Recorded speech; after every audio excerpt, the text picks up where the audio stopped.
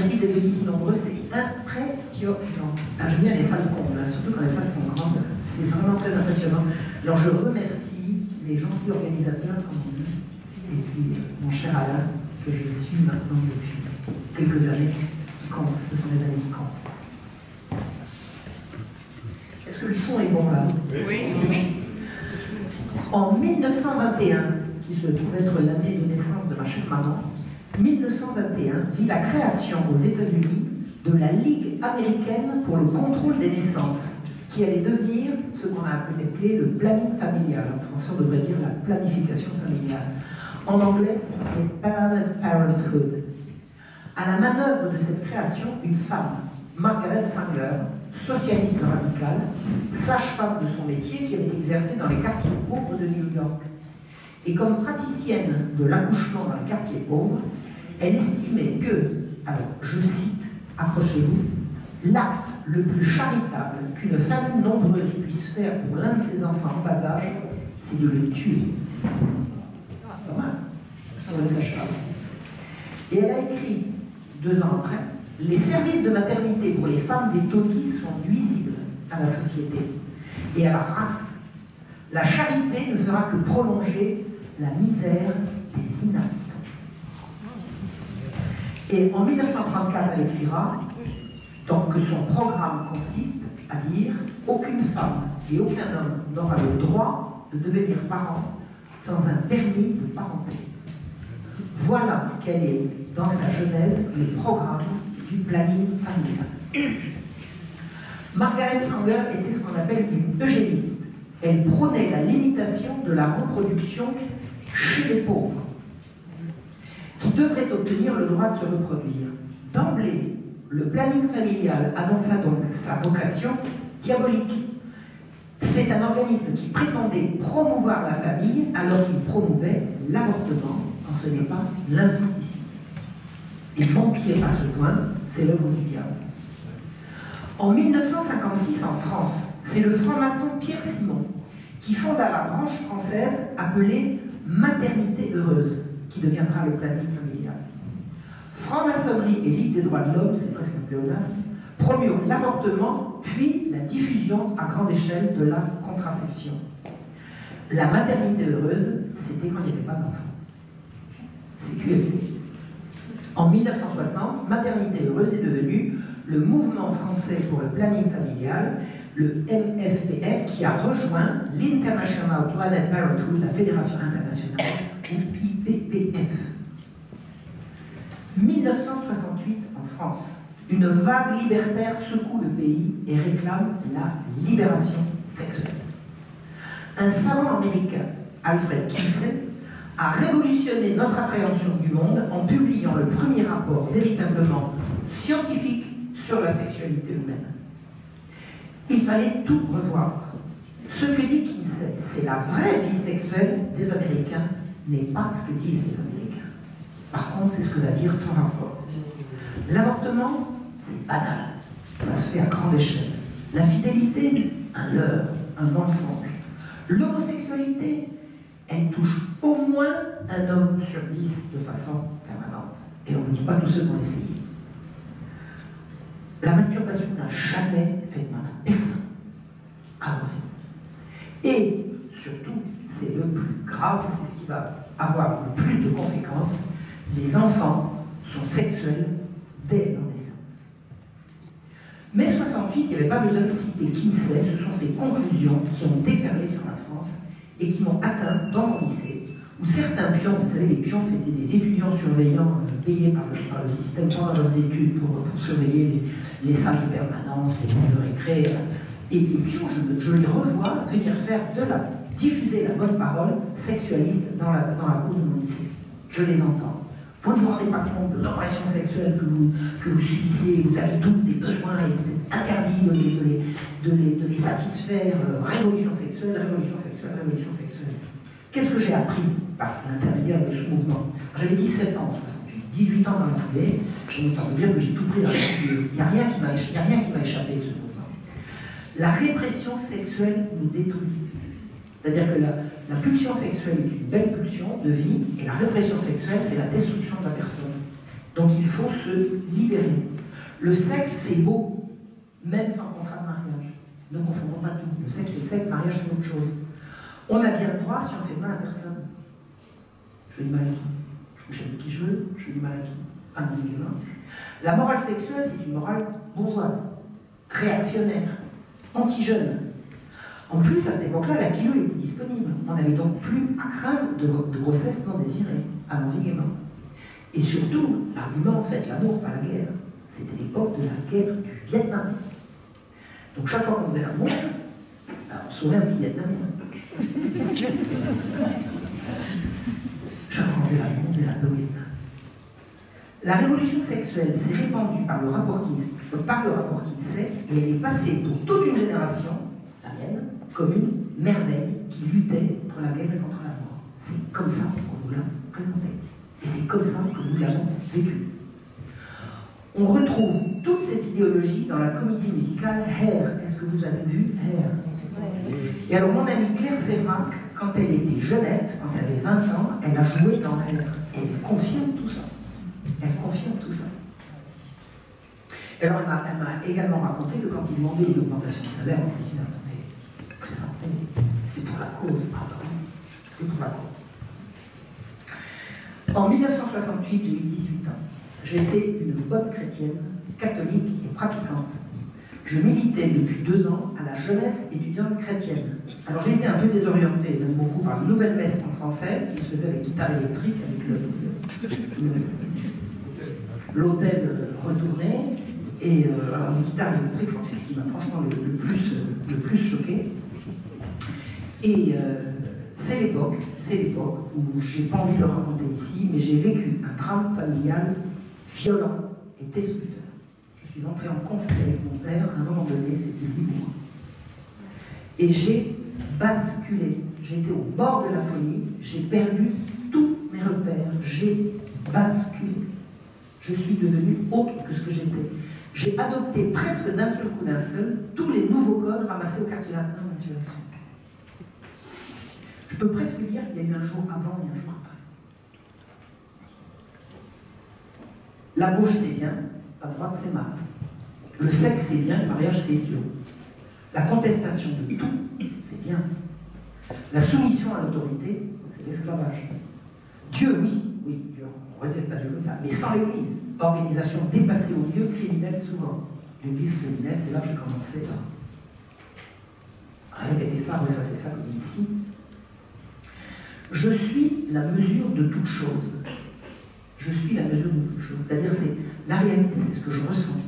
C'est comme je le sens. Et c'est devenu le critère. C'est bien ou c'est mal? T'as envie ou t'as pas envie? Comment tu le sens? Je suis devenue la mesure de toute chose. L'autorité, c'est l'oppression. La Révolution française, un grand mouvement libérateur. Le mal, c'est la droite. Le mal, c'est les patrons. Le mal, c'est la religion. Et surtout, vive la République. Le 20 mars 1969, aux USA, s'est tenue une conférence destinée aux professionnels de santé. Conférence tenue par un docteur, Richard Day, qui était directeur au planning familial américain. Ces professionnels de santé étaient destinés à devenir leaders dans leur domaine. Donc la conférence s'adressait dans un but parfait d'application d'un plan. Le docteur Day a expliqué à son éditoire qu'il était libre de parler comme il allait le faire parce que, disait-il, maintenant tout est en place et plus personne ne pourra nous arrêter. Qu'est-ce qu'il y a à dire? Alors, incidemment, je vous rappelle, ou vous signale, si vous ne le savez pas, que le président Sarkozy a dit à propos du nouvel ordre mondial, personne, je dis bien personne, ne pourra nous en empêcher. Il parlait du nouvel ordre mondial. Ah là, c'est ce qu'on verra, M. Sarkozy. Mais c'est exactement ce qu'a dit le docteur Day. Maintenant, tout est en place, rien ne pourra nous arrêter. Il a demandé de couper les magnétophones et il a demandé que les prises de notes, qu'il n'y ait pas de prise de notes. C'est quand même extraordinaire quand vous vous adressez à un public de professionnels, et il y a des gens qui font des notes quand même. Et c'est grâce à ces gens-là qu'on peut le savoir. Un médecin pédiatre catholique américain en a pris quand même et les a publiés 20 ans plus tard sous le titre « Le nouvel ordre des barbares ». Le postulat de départ de cette conférence était qu'il fallait drastiquement réduire la population mondiale. Pour quels arguments? On allait manquer d'espace vital, on allait manquer de nourriture, on allait être submergé par les déchets, Donc il fallait réduire la population mondiale. Donc pour réduire la population mondiale, c'est-à-dire réduire le nombre d'humains, on a commencé par imaginer de rendre les gens infertiles par la nourriture ou la boisson, puis ils ont dit non, c'est pas comme ça que ça va se passer, on va pas y arriver, on ne pourra pas faire le tri. On pourra faire le tri. Donc, on allait procéder autrement. Alors, c'est là qu'a été introduite, ce que voulait Margaret Sanger, c'est on introduit la notion de permis de procréer. C'est-à-dire que la procréation, il va falloir le mériter. Mais maintenant, on ne va pas parler sexe, on va vous parler sexe, on ne va plus vous parler procréation, vous allez voir. Les gens, disent-ils, ne renonceront jamais au sexe car la pulsion est trop forte. Alors, on ne va pas leur faire renoncer au sexe, on va séparer le sexe de la reproduction et la reproduction du sexe. Ce qu'on vit aujourd'hui est l'application d'un programme. On va séparer le sexe de la reproduction et la reproduction du sexe. Et pour y arriver, on va changer les mœurs. Changer les mœurs, ça veut dire changer la morale. Rien de moins. Quelques pistes. On va promouvoir et permettre l'avortement de masse subventionné. Et moi, je suis en âge de vous dire que les premières, c'était pas les suffragettes, c'était les premières contestataires de l'interdiction d'avorter. Alors, j'en faisais pas partie, mais j'étais oublionnaire. C'était l'avortement est un droit, mon corps est à moi, je fais ce que je veux. Avortement libre et gratuit, bien. Donc l'avortement va devenir un droit, il sera gratuit et accessible à toutes. À toutes. On va promouvoir l'éducation sexuelle à l'école dès les petites classes. Et si cette sexualisation dès les petites classes provoque des grossesses précoces, ça convaincra les parents d'accepter l'avortement malgré leur réticence morale ou religieuse. Vous voyez, c'est pervers. Est-ce que vous imaginez la perversion?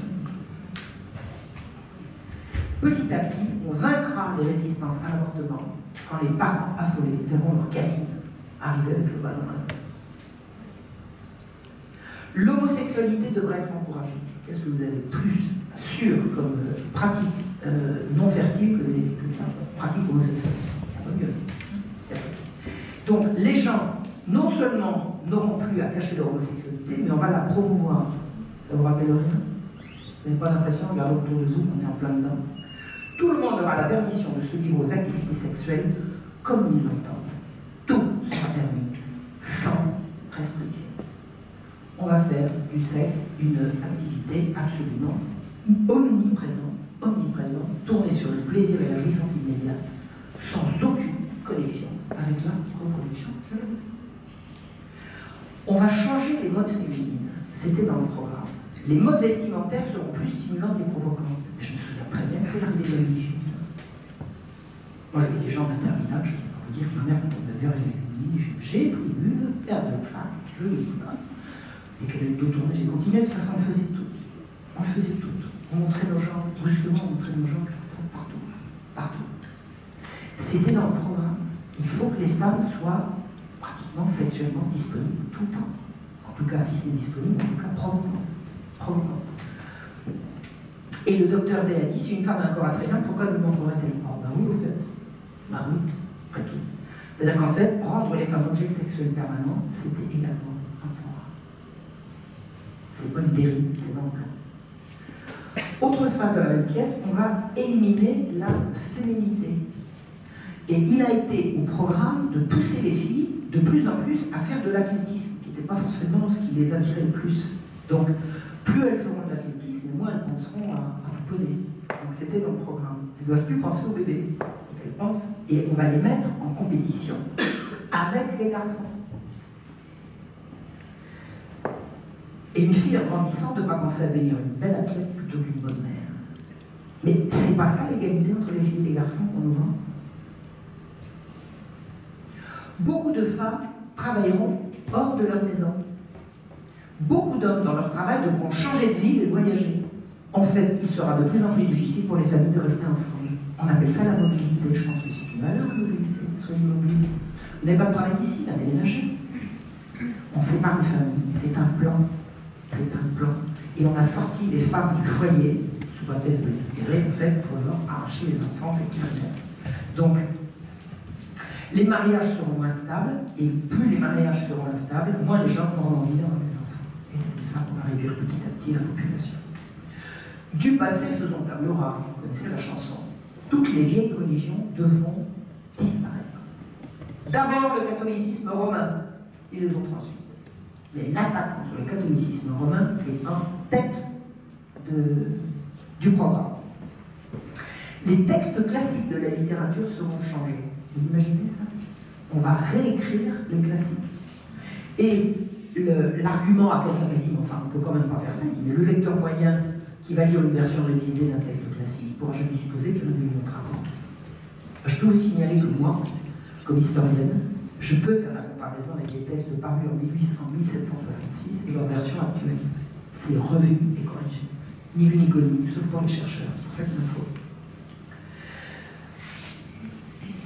En 1969, ce qu'on n'appelait pas encore le nouvel ordre mondial préparait la réduction de la population par la destruction des valeurs, la destruction des religions, la destruction de l'enfance et de la famille, au moyen de la sexualisation de tous à outrance. Courant des années 1970, je fuis mon mal de vivre en Israël, où j'apprends l'hébreu, où je m'intègre sans y rester dans un kibbutz qui me réapprend les valeurs familiales. Ça ne calme pas mes angoisses, mais ça me remet les valeurs en place. Mon kibbutz deviendra ma deuxième famille.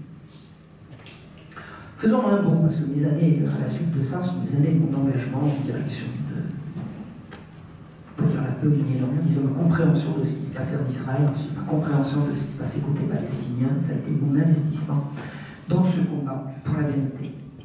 1991, j'ai la jeune quarantaine, je m'installe à la campagne, où j'ai toujours voulu vivre. Je suis toujours de gauche, républicaine, anticléricale, puis alors revendiquée. Alors c'est pour les curés, parce que moi j'ai jamais rien contre les curés, le cléricalisme, toutes ces débuts, tout ça, j'en mange tous les matins. Alors on pourrait dire laïcarde, c'est-à-dire que s'il y a le choix entre la raison et Dieu, ça sera toujours la raison contre Dieu, c'est toujours ça. C'est le moule dans lequel je me suis coulé en 68. Je me suis coulé, je revendique d'avoir fait cette bascule. Parce que face à une situation familiale dramatique, j'ai fait ce choix. Et c'est bien de le reconnaître, parce que quand on a fait un choix, on peut faire un autre choix. Quand ça dépend de soi, on peut toujours retomber sur ses pieds. Alors, j'étais passé, comment je suis passé de là, alors j'ai fait un passage à l'extrême gauche, alors je vais vous expliquer comment. J'étais d'abord à l'AGEC. L'AGEC, c'est la jeunesse étudiante chrétienne, c'est d'ailleurs une institution chrétienne, je peux vous dire qu'en mai 68, ils étaient sur les barricades. Ça c'est clair, je m'en souviens très bien. L'AGEC, c'était les cathos de gauche. Alors on commence cathos de gauche, après on continue par gauche de courbe, et après on passe à l'extrême gauche, et il n'y a plus qu'à ça. Ça a été mon évolution. Et j'étais, les engagements sociaux et politiques m'ont mené à adhérer à la Ligue des droits de l'homme à Paris. J'étais membre de la Ligue des droits de l'homme à Paris, et quand je suis arrivé à la campagne, quand je suis arrivé en Bourgogne, je rejoins la Ligue des droits de l'homme, ça me faisait moyen de connaître les gens, puisque j'étais à la Ligue des droits de l'homme à Paris, je suis venu à la Ligue des droits de l'homme dans Lyon, et on m'a bombardé présidente départementale. Alors, c'était un lit de formation, l'affaire est entendue. Ils ne m'ont pas demandé, je n'ai jamais été formation, je n'ai pas le profil, clairement, mais ils ne m'ont pas demandé de le devenir, mais ils m'ont quand même bombardé en me disant c'est non, elle est plutôt pas mal, mais on va l'avenir. Je crois qu'ils ont arrêté dernièrement après. Et à peine arrivé à la Ligue des droits de l'homme, j'ai découvert le cas terrifiant d'une petite fille retirée par les services sociaux d'une famille nourricière qui la protégeait pour être remise à une famille naturelle, maltraitante et sexuellement maltraitante. C'est-à-dire que cette petite fille de 6 ans avait été confiée, elle était née d'un viol incestueux, elle a été confiée à une famille d'accueil et elle avait obligation de rendre visite à ses parents. Et au bout d'un moment, quand elle revenait de visite de chez ses parents, elle coulait, elle chaudait, elle ne voulait plus manger, elle piquait des colères, elle pleurait, enfin bon. Et ses parents nourriciers ont fini par lui faire avouer qu'elle était violée régulièrement. Qu'a fait la famille d'accueil? Elle a fait un signalement. Que s'est-il passé? On a retiré la petite fille aux parents, nourricière pour les rendre à la mère maltraitante qui ne l'avait même pas demandé. Et quand j'ai compris ça, je me suis dit, dans quel monde je vis? C'est effroyable de découvrir un truc comme ça. C'est là que pour la première fois j'ai entendu le mot pédophilie. Je ne savais pas que ça existait, je suis suffisamment lettré pour comprendre ce que ça veut dire. Mais je n'avais jamais entendu le mot. J'ai dit, mais qu'est-ce que c'est que cette horreur? Et ça a été le début d'un tremblement de terre. Je me suis dit, mais qu'est-ce qui se passe autour de moi? Qu'est-ce que c'est que cette réalité? Et plus rien n'a jamais pu être comme avant que je sache ça. Vous avez des événements dans une vie qui vous changent la vision du monde. Il y a un avant et un après.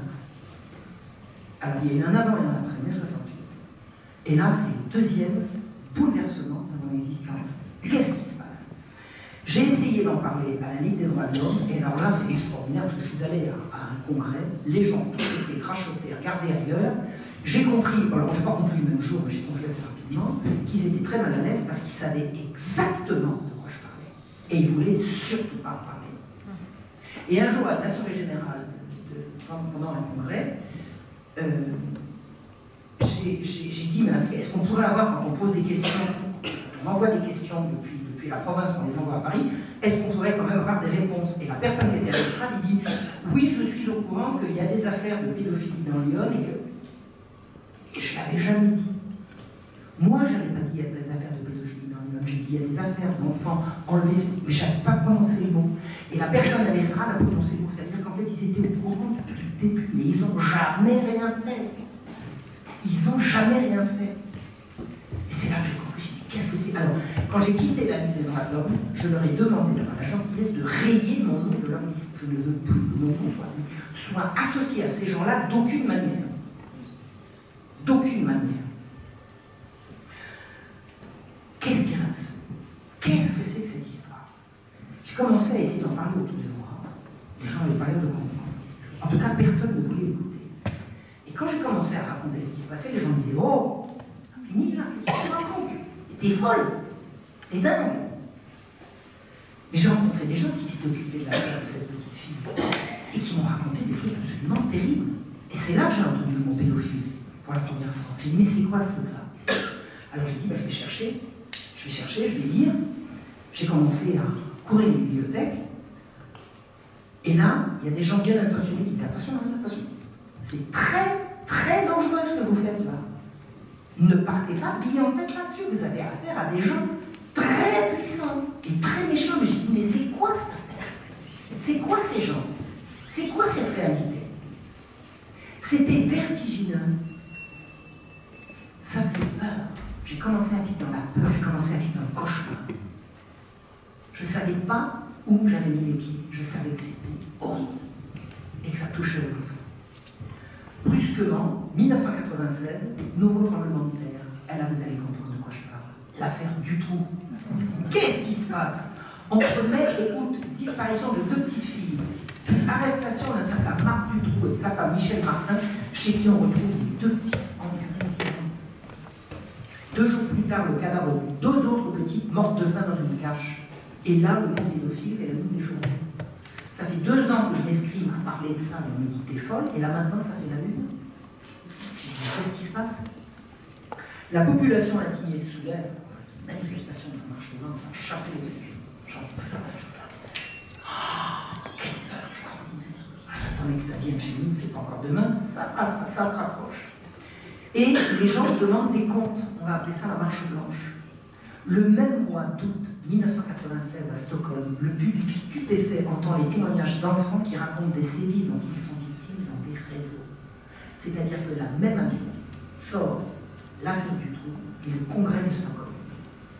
Et dans la foulée, c'est-à-dire quelques semaines plus tard, éclate l'affaire des disparus de Lyon. Les disparus de Lyon, ce ne sont pas des affaires de pédophilie, mais ce sont des affaires de perversion sexuelle. Des handicapés mentaux légères disparaissent et on en retrouve attachés dans une cave où des notables viennent les torturer pour s'amuser. Ça, c'est pas de la pédophilie, mais c'est de la perversion sexuelle.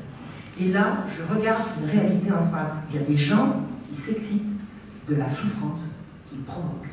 Ces gens s'organisent et ils sont puissants. Dans quel monde vivons-nous? Qu'est-ce qu'on peut faire?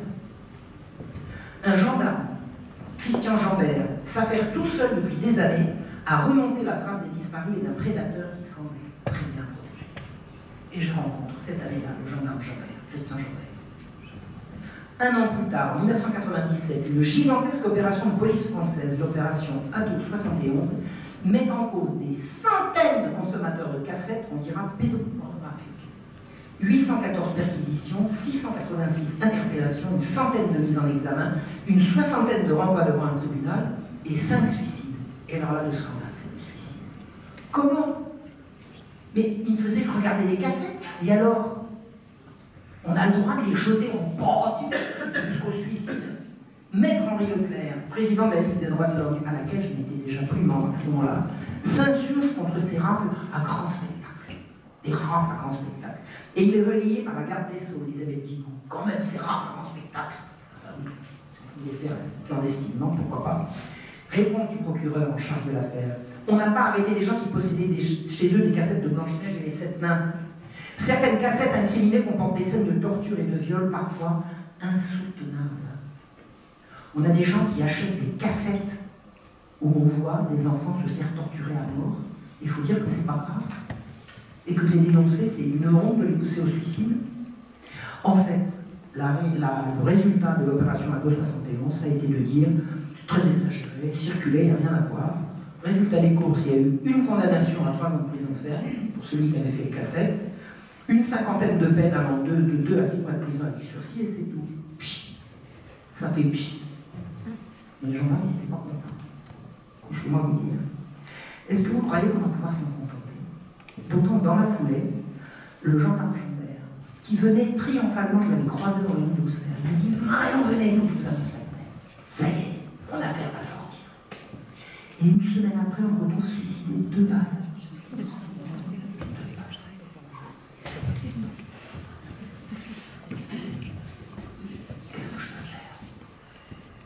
Qu'est-ce que je peux faire avec tout ça? Je vous assure, c'est vertigineux. Comment est-ce que j'ai pu tomber sur tout ça? Je ne peux rien faire. Qu'est-ce que vous voulez que je fasse contre ces gens tellement puissants, tellement atroces?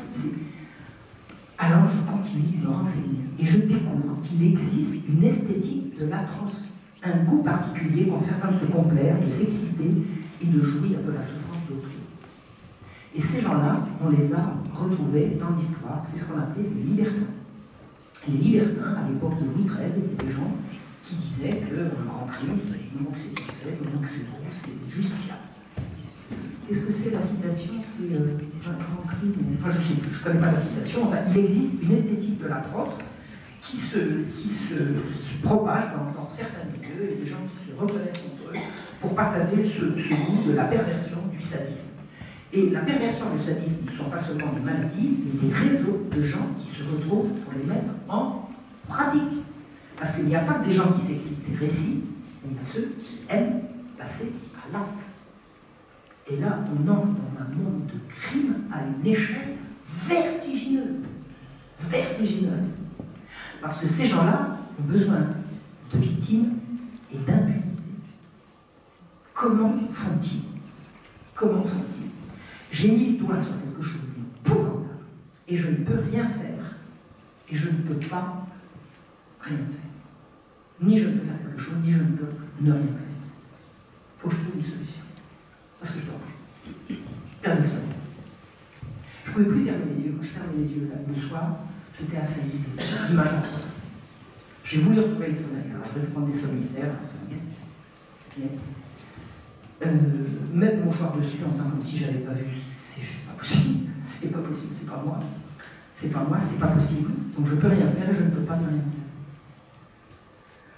1998, je sors la première mouture de l'amour et du crime, du sexe et des enfants. C'est ma découverte dans mon coin d'une esthétique de l'abus de l'enfant, de la haine des femmes et de l'apologie du sadisme et de la prédation pour un certain nombre de Saint-Germain-des-Prés et de la gauche, on dira Bobo. Bobo, c'est bonjour Colette. Et des gens méchants, très très méchants, et couverts en haut lieu, en très haut lieu, gravitent autour de l'auteur de ces ordres qui s'appelle Gabriel Masneff. Donc, cette mouture de l'amour ultime du sexe et des enfants, Internet vient d'arriver, je l'ai mis sur Internet, personne ne l'a vu, c'est pas grave, je l'ai fait mon truc, alors c'était pétri de valeurs de gauche, alors je vous raconte pas, et tout ce qu'il fallait. Donc, à cette époque-là, je me revendique toujours de gauche, laïque et républicaine. Boum, ça c'est le préalable, c'est le préambule. Mais les connivences des prédateurs d'enfants et de jeunes filles avec la gauche commencent à me révulser. Parce que là, je les vois quand même de plus en plus près.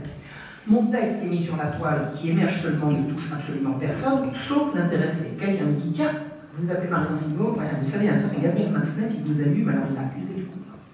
Il paraît qu'il a vacillé. On n'est pas venu me le dire, mais quelqu'un...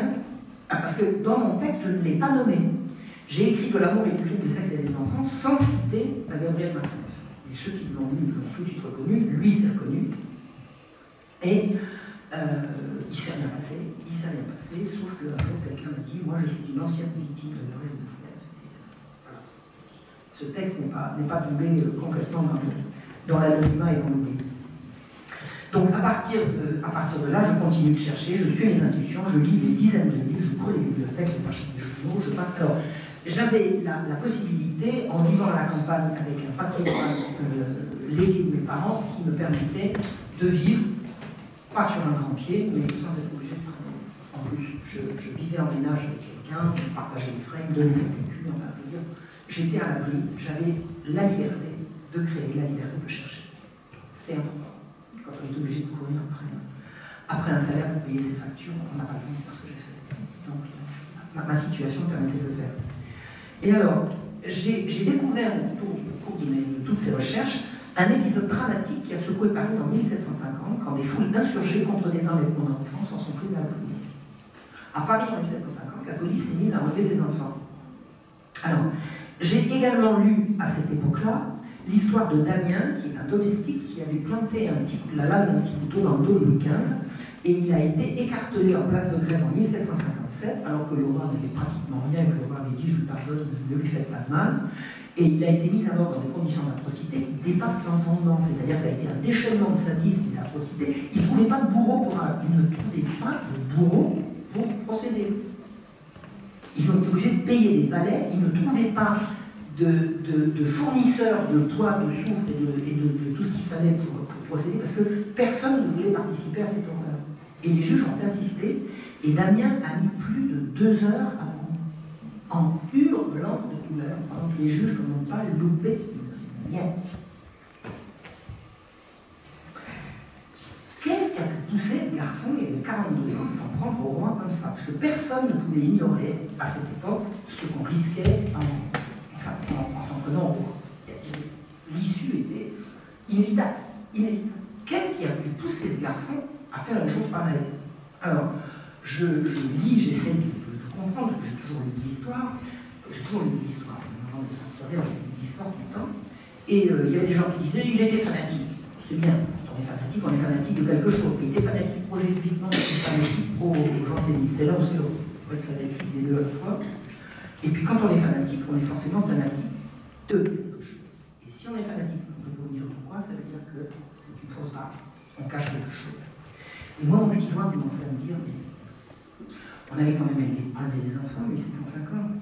Et en lisant le très égrillard auteur, Guy Breton, auteur des histoires d'amour de l'histoire de France, j'apprends quoi? Que le roi Louis XV, il aimait bien les petites filles. Il aimait bien les petites filles. Et Guy Breton, il trouvait ça très, très amusant. Et moi, j'étais à un où je ne trouvais pas ça drôle du tout. Du tout. Et je me suis demandé, est-ce que Damien, par hasard, aurait pu le savoir? Est-ce que sa fille aurait pu être enlevée pour servir au roi? C'est une intuition que j'ai eue et qui ne m'a pas quittée. Si je voulais savoir s'il y avait un rapport entre ceci et cela, entre le fait que le roi couchait avec des petites filles et le fait qu'un homme de 42 ans qui ne pouvait rien ignorer de ce qu'il encourait ait attenté à sa vie. J'ai passé une journée entière à la Bibliothèque nationale qui m'a mis sur la piste. Oui, il y avait un rapport. La fille de Damien a été enlevée en 1750, en même temps que les autres enfants raflés par la police d'Orléans. Et là, qu'est-ce que j'ai dit? Je reprends les études d'histoire. J'avais 51 ans. Alors, je vais vous poser une question. Vous savez ce qui s'est passé le 11 septembre 2001, d'essentiel dans ma vie? J'ai appris mes études d'histoire ce jour-là. Alors, je vais vous expliquer même chronologiquement comment ça s'est passé. Je revenais du village, la poste était passée, j'ouvre la boîte aux lettres et je trouve mes premiers cours d'histoire et je triomphante à la maison en me disant mes cours d'histoire sont arrivés et c'est là qu'on a dit il y a eu un attentat épouvantable à New York. C'était le deuxième événement de la journée. Donc je me suis lancé dans l'étude du dossier d'Amiens et j'ai trouvé bien sûr qu'il y avait un rapport entre ceci et cela. C'est une évidence, c'est une évidence. Alors je ne vais pas vous raconter ici l'énormité de ce que j'ai découvert, ni les faux en série que les juges ont fabriqués pour faire passer Damien pour insensé, ni la quantité de mensonges qu'ils ont répandus pour éloigner l'enquête qui a été menée immédiatement après son arrestation du pourvoyeur de chair fraîche pour le roi, qui était à la fois le propre frère de la Pompadour, maîtresse du roi, et le maître de Damien, qui était son domestique. Vous avez compris? Je ne vous refais pas un dessin. Ça fait quand même 250 ans, 300 ans, tout ça, ça s'est passé. Personne n'est jamais allé voir ça. Il faut que j'arrive. Ce qui se passe, il n'y a pas des chercheurs pour aller voir ça. Et c'est disponible aux archives. C'est incroyable quand même. Bref. Donc tout se tient. Damien n'était pas fou. Ces juges le savaient pertinemment. Et les historiens ont menti. Les historiens ont menti. Alors, je vais vous donner un exemple. Les mensonges des historiens sur l'affaire Damien, c'est hallucinant. Je ne vous parle pas de mensonges de gars comme Voltaire, mais Voltaire n'était pas historien. Voltaire était menteur professionnel, propagandiste du futur nouvel ordre mondial. Voltaire était le propagandiste du libéralisme cubain. Voilà, il était là, il servait à ça. Mais je vous parle d'historiens, notamment alors, dans les archives de la Bastille, parues en 1884, plus de 100 ans après. L'archiviste François Ravesson. François Ravesson, c'est l'archiviste qui a mis en imprimé tout ce qu'il a réussi à récupérer des archives de la Bastille, qui ont été beaucoup éparpillés, mais enfin, il a fait un travail magnifique d'archivage et de classement et de publication. Il publie à propos de l'affaire d'Amiens. Je cite: on a observé que le roi a renvoyé 2 jeunes filles que Lebel lui gardait et qu'on appelle le petit ménage. Dominique Lebel, c'était le valet de Louis XV. Et le valet de Louis XV, c'était lui qui arrangeait les affaires sexuelles du roi. Donc, François Ravesson publie, on a observé, alors que quelqu'un écrit, hein, François Ravesson, il n'est que le collecteur des archives. Donc, quelqu'un, un abbé, écrit, on a observé que le roi a renvoyé 2 jeunes filles que Lebel lui gardait, qu'on appelle le petit ménage. Figurez-vous qu'en allant aux archives moi-même, j'ai retrouvé le billet en question, l'original. J'ai trouvé l'original manuscrit. Et vous savez ce qui est écrit? On observe que le roi a renvoyé les 2 petites filles que Lebel lui gardait. Pourquoi un archiviste se permet-il, plus de 100 ans après les faits, de transformer jeune fille en petite fille? Qu'est-ce qui protège? Qu'est-ce qui protège l'archiviste? En 1884, c'est déjà la République, non? À quoi il joue? Qu'est-ce qu'on couvre? Il ne couvre pas la loi, il ne couvre pas le droit. Il couvre des pratiques qui n'ont jamais cessé.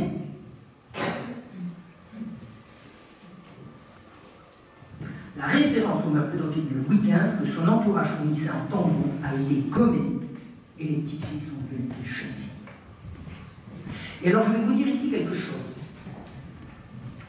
qu'il faut absolument que vous sachiez parce que tout le monde croit la même chose. La maturité des jeunes filles sous l'Ancien Régime était beaucoup plus tardive qu'aujourd'hui.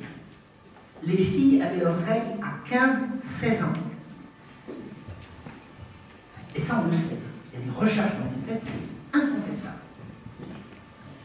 Alors, une fille de 14 ans, c'est l'équivalent d'une fille de 10 ans.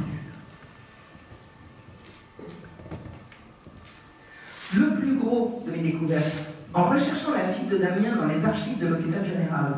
L'hôpital général, c'était l'institution de renfermement des pauvres où j'ai appris que certains des enfants raflés dans les rues en 1750 avaient été envoyés.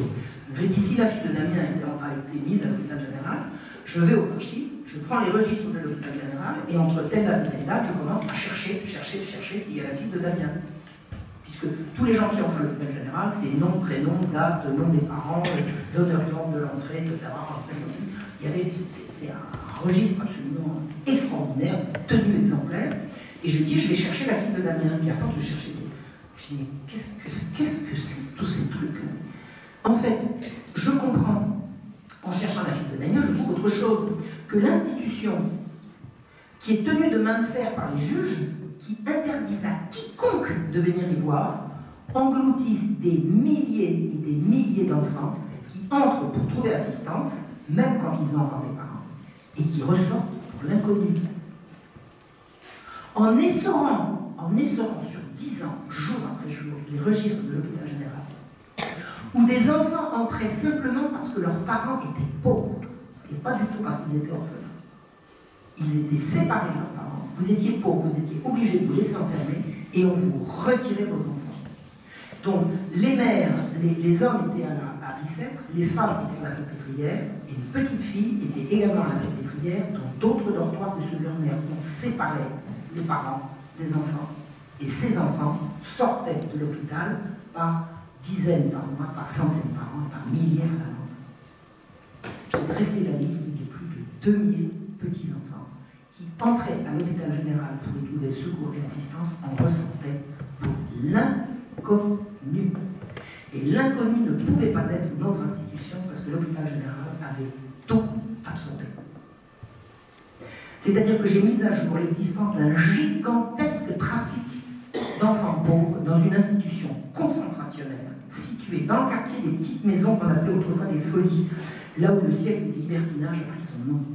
C'est-à-dire que ces petits-enfants sortaient dans un quartier un petit peu excentré de Paris qui avait la réputation d'organiser des parties fines dans des maisons où le libertinage avait droit de cité.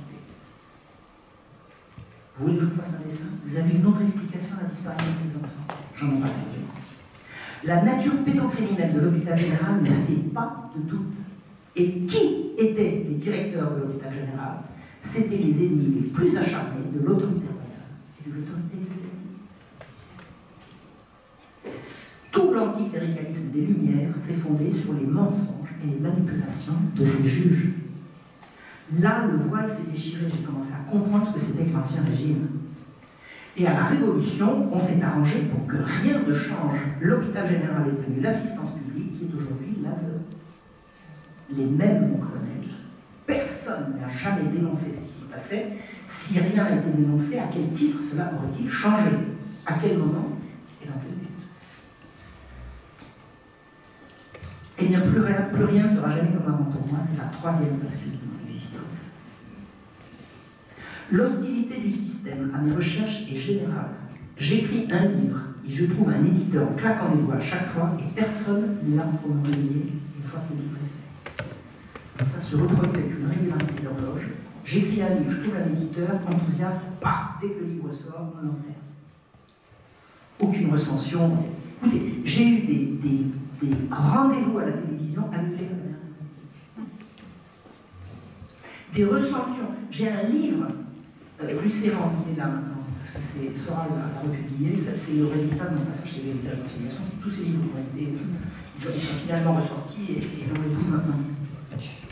Mon livre sur les Russes Lucéran a été annoncé dans Livre Hebdo, et le jour de la sortie, il n'est paru nulle part, et mon éditeur ne m'a même pas prévenu. Il a été pilonné jusqu'au dernier, entre le moment où il a été annoncé et le moment où il devait sortir, sans me prévenir. J'ai appelé mon éditeur, j'étais en larmes, j'ai dit, mais qu'est-ce qui se passe? Vous savez ce qu'il m'a répondu? Je t'aime bien, j'ai une femme et des enfants. Je vais raccrocher.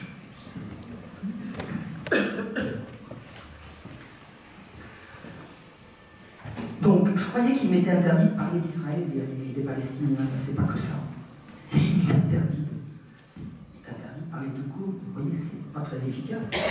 Regardez le nombre que vous avez. Je veux dire, en gros, qu'ils n'ont pas réussi. À l'université, où j'ai décidé de reprendre mes études, après un démarrage en fanfare, ma prof s'est retournée contre moi et m'a fait délibérément rater mon examen. Vous savez comment on fait pour faire rater un examen à un étudiant?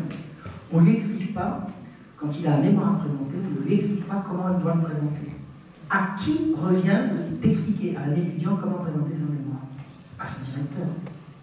Et quand le directeur ne dit rien, vous avez le jour de la soutenance, on disait c'est pas comme ça qu'on présente. Et j'ai dit mais comment je le sais moi? Alors elle n'était pas toute seule, elles étaient deux. J'ai dit c'est une question de présentation. Je repique. Et elle m'a fait rater mon truc fin septembre. Elle s'est arrangée pour que je ne lui présente pas en juin. Elle m'a fait fin septembre de telle sorte que je ne puisse pas rectifier le tir. C'est-à-dire qu'elle a délibérément organisé ma chute. Il me restait 2 jours pour me réinscrire. Je suis restée sur Paris, je me suis réinscrite. Et après, j'ai pris un prof de méthodologie, j'ai une mention très bien. Vous vous rendez compte? Elle m'a délibérément fait échouer. Alors, la presse ne relayera pas plus mon travail historique que les témoignages sur Israël, donc je n'ai absolument aucune solution, à part de continuer, de m'acharner en disant de toute façon je sais plus, je continue. En 2011, je prends contact avec un certain Alain Soral, que j'ai vu sur Internet, disant « Moi je prends la main à tous ceux que le système nous aide. » Je le rencontre, ça cause instantanément, il dit « Je vous donne une tribune », et boum, je lui envoie des textes. Alors, tous les textes qui avaient été censurés à la fac, je les ai remis en forme, il n'a pas édité le bouquin, tout ce que j'avais fait qu'on prétendait m'interdire de publier, donc ça a donné un livre de livres en ligne.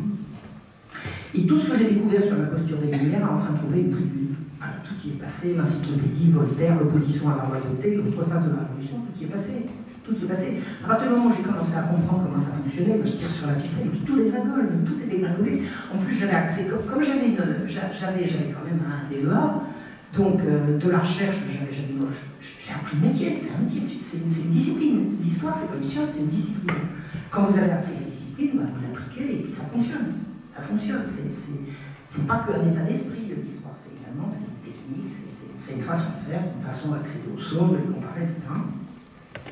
Donc, toutes mes découvertes, y compris mes découvertes sur l'Église, trouvaient un écho sur le site.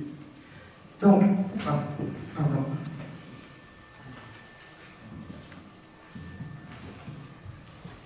Alors, étonnamment, je vais vous faire un témoignage qui va peut-être vous intéresser. Alors que je ne faisais que parler d'histoire, je n'ai jamais fait état de mes convictions religieuses dans mes conférences, je ne parlais que d'histoire.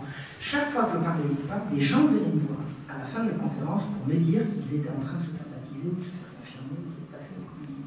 C'est-à-dire que mes interventions sur la vérité sur les mensonges concernant l'Église poussaient des gens à revenir à la religion. Mais moi, j'en ai fait autant. C'est-à-dire que quand j'ai compris que tout ce qui m'avait fait rejeter la religion de mes pères, la religion de ma jeunesse, la religion de mon grand-père, la religion de mes aïeux, c'était une série de mensonges, tout simplement, j'y suis retournée. J'y suis retournée. Je suis retournée à la messe, j'ai revu tous les jugements. Mais ça a été la bascule à l'envers. Mais la bascule à l'envers avec des arguments, avec des faits, avec des références. Mais je devenais de plus en plus forte, de plus en plus sereine, de plus en plus heureuse d'être moi. Et d'avoir fait tout ce cheminement. Alors d'autant que je ne pouvais pas me dire, alors les gens me connaissaient, c'était rigolo, je prenais le train, le contrôleur me faisait sa casquette, je me faisais des dédicaces, c'était du fou, quoi. Je recevais des rafales de lettres d'amour et de bisous. Vous ne pouvez pas vous imaginer, ça continue. J'ai déjà reçu beaucoup et ça, il y en a un petit peu moins à la fois, mais donc brusquement je me suis rendu compte, j'étais plus du tout à gauche, plus du tout. Alors est-ce que je suis passé à droite? Ben non, je suis pas assez bête. Je ne vais pas prendre l'imbécilité pour le revers de l'imbécilité pour l'intelligence. Le revers de l'imbécilité, c'est juste l'imbécilité de l'autre côté. C'est pas... Donc, j'ai sillonné la France et la francophonie pour raconter mes découvertes d'un public ébahi et chaleureux qui m'envoyait des tonnes d'amour. Alors, la francophonie, c'est que je suis en Belgique, je suis allée en Suisse, je suis allée au Québec, sur les ailes d'un ange. Et alors, 2012, il s'est passé quelque chose de très violent pour moi. Je regardais sur le site Égalité et Réconciliation un film sur Alfred Kinsey, l'inventeur, le fameux inventeur de la révolution sexuelle. Et c'est un film qui dénonçait les méthodes Kinsey. Et quand j'ai vu ce film, et j'ai une amie qui est témoin de ça, j'ai manqué d'évanouir. C'est-à-dire que j'étais assise et j'ai roulé par terre. J'ai roulé par terre, en gênant, en étouffant, en essayant de hurler, et j'ai eu une véritable crise de nerfs d'avoir vu le film. Je me suis mise à 30 minutes. Qu'est-ce qui se passe? Qu'est-ce qui m'arrive? Qu'est-ce qui m'arrive? Et en fait, je venais de comprendre l'imposture de la révolution sexuelle. Toute ma vie a défilé en quelques secondes.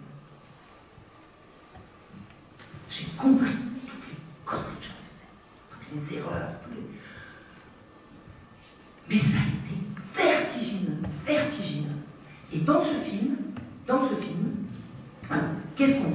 voit que la révolution sexuelle est une imposture inventée par la CIA, par la bande pour dominer le monde, et que Kinsey était un criminel, un prédateur, un menteur, un violeur et un sataniste qui correspondait avec Aleister Crowley.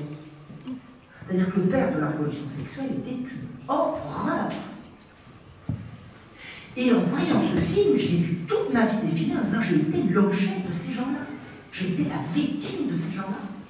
J'ai foutu ma jeunesse en l'air à cause de ces gens-là. Voilà, il y a mon drame familial à moi, mais l'un par-dessus l'autre.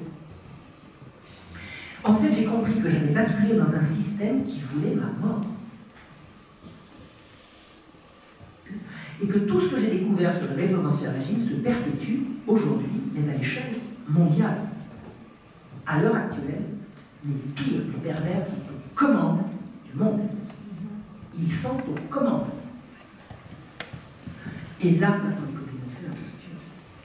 Parce que c'est une imposture. Il y a une vérité simple derrière tout ça. Kinsey était un imposteur. Et dans le film, qu'est-ce que j'ai découvert?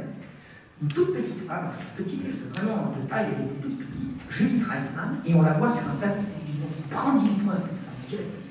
Vous savez, il m'a dit, quand j'ai demandé à un des collaborateurs de Kinsey comment avez-vous pu déterminer que les enfants sont sexuels dès la naissance, réponse, on les a stimulés de façon orale, manuelle.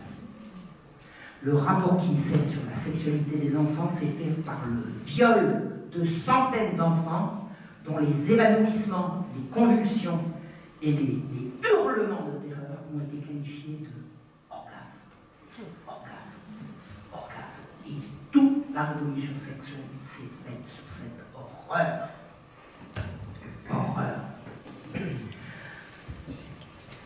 Kinsey a élaboré ses statistiques sur l'homosexualité à partir de populations qu'il a rencontrées dans les prisons. Est-ce que vous pouvez me raconter la vie sexuelle d'un prisonnier qui ne soit pas homosexuel? Racontez-moi. Alors lui, il a mélangé la statistique de gens qui étaient pas dans les prisons avec quelques statistiques de gens qu'il a ramassés dans la rue, et il a dit 30% d'hommes sont absolument homosexuels, 30% sont juste un petit peu, 30% sont à peine, et 30% sont purement hétérosexuels.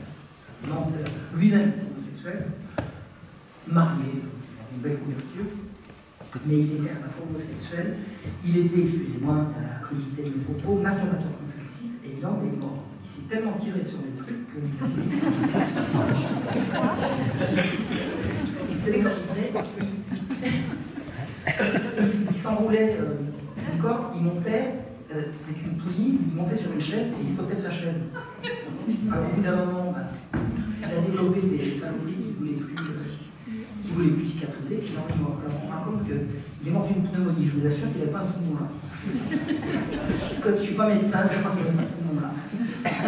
Donc, pour parler de la fidélité des femmes dans ces rapports, il a mélangé des statistiques de ménagères avec des statistiques de prostituées. La fidélité d'un prostituée, je ne sais pas si vous l'écoutez. En fait, toute la révolution sexuelle, c'est un crime qui se perpétue sur des mensonges. Et toutes les politiques d'éducation sexuelle au monde se réfèrent aux travaux frauduleux, prétendument scientifiques, d'un grand criminel. Et toutes les études que Kinsey a faites sur la sexualité des enfants, quand il dit les enfants sont sexuels de la naissance, vous prenez des programmes d'éducation à la sexualité maintenant, de l'OMS, de l'UNESCO, de l'Europe, de la France, de la Belgique, de tout ce que vous voulez, vous prenez n'importe quel programme, tous se réfèrent à Kinsey qui dit les enfants sont sexuels de la naissance. Et comment il le sait? Parce que quand il les viole, les enfants hurlent, donc ils jouissent. Vous voyez, vous réalisez l'horreur. Et c'est Julie Treisman qui a découvert tout ça. Et on l'a fait taire. On l'a fait taire. Elle n'a jamais baissé, elle n'a jamais renoncé. C'était une femme absolument extraordinaire. Et quand j'ai vu ce film, je me dis, il faut que je la rencontre.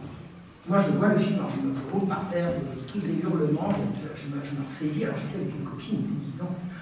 Elle était impressionnée. C'est ma vie qui vient de me c'est ma vie qui vient de me. Et j'ai dit maintenant, j'ai dit, il faut que je la trouve. Voilà, mes amis, un truc qui serait très sympa, ils expliquent. Internet. Vous avez quelqu'un qui dit un truc sur Internet, vous allez voir un site, je trouve un site, contact, j'écris contact, bonjour, je m'appelle Francisco, et puis c'est parti. C'est parti comme ça. Alors elle ne me connaissait pas. Elle s'est renseignée un petit peu, elle a dit de l'islamophilisation, antisémite, tout. Alors elle n'a pas d'antisémite, parce qu'apparemment elle a vécu en Israël, quelqu'un qui lui a dit. Alors elle était rigolote parce qu'elle m'a montré les arguments des gens qui lui disaient si tu peux la rencontrer. Il dit du moment qu'elle dit quelque chose d'intéressant, dire qu'elle est antisémite, c'est juste pour la faire taire, donc c'est pas un argument, alors elle a dit bon d'accord. Donc en fait elle était invitée à Zagreb par l'archevêché de Zagreb, excusez du peu, parce que elle, la juive américaine, qui avait découvert l'horreur de la sexualisation des enfants, elle avait signalé que les programmes d'éducation sexuelle à l'école étaient complètement pervers et les parents croates avaient dit attendez, on ne va pas laisser faire ça. Donc ils ont prévenu les autorités ecclésiastiques de Zagreb qui ont dit mais attendez, il faut absolument faire connaître cette dame, et ils l'ont invitée, et elle a été reçue par l'archevêque, l'évêque ou l'archevêque, je pense. Je vais chez un Zagreb. Et elle y est allée 2 fois, et la 2e fois, on lui a fait vraiment un pouvoir, elle a été mise à l'honneur, vous ne pouvez pas vous imaginer. Ils ont organisé devant un sanctuaire dans les rues de Zagreb un chapelet qu'elle a récité avec eux. Et ce chapelet, c'était en son honneur, c'est-à-dire qu'ils ont prié la Sainte Vierge qu'elle protège son combat. Et je l'ai vu, bon, on était déjà ensemble depuis quelques jours, ça a été la rencontre du siècle, on s'est tombé dans les bras, c'était extraordinaire. Et à l'issue de ce chapelet, alors elle a été filmée, on la voit, elle est absolument extatique, elle a les yeux petits fermés. Et elle récitait, c'est mon mari, il me dit, mais comment tu connais? Il y a 50 fois, vous le répétez, une mémoire éléphant, elle a récité le rosaire avec les autres, avec nous. Et je lui ai dit, moi je le récite en français, je ne connais pas le croate, mais c'est le même. Et elle m'a dit, c'est le plus grand moment de notre existence. Et je crois qu'elle était convertie à ce moment-là. Je pense qu'elle a été...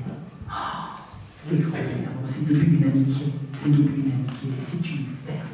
Judith Reisman était une perle. Donc, je l'ai retrouvée en France. Elle m'a envoyé le texte d'un de ses bouquins qui est considéré comme le plus important. Il est là, sur cette table. Et elle m'a demandé d'essayer de le traduire. J'en ai parlé à Sora qui m'a dit qu'il n'avait pas le premier sou pour faire traduire ça. J'ai trouvé un traducteur de l'époque qui est venu me voir, qui m'a dit moi, Madame Sigaud, je veux traduire le texte de votre ami. Je suis traducteur professionnel, je ne vous le montrerai pas. Je veux le faire, voilà. Il y a des gens comme ça, qui ont été comme ça. Et c'est une vraie traduction professionnelle, c'est un truc, une vraie traduction professionnelle. Donc le livre est sorti, Judith est venue en France. Elle a fait une tournée de conférences, elle a fait un certain nombre de vidéos, j'ai fait des vidéos avec elle, ça a été des moments extraordinaires.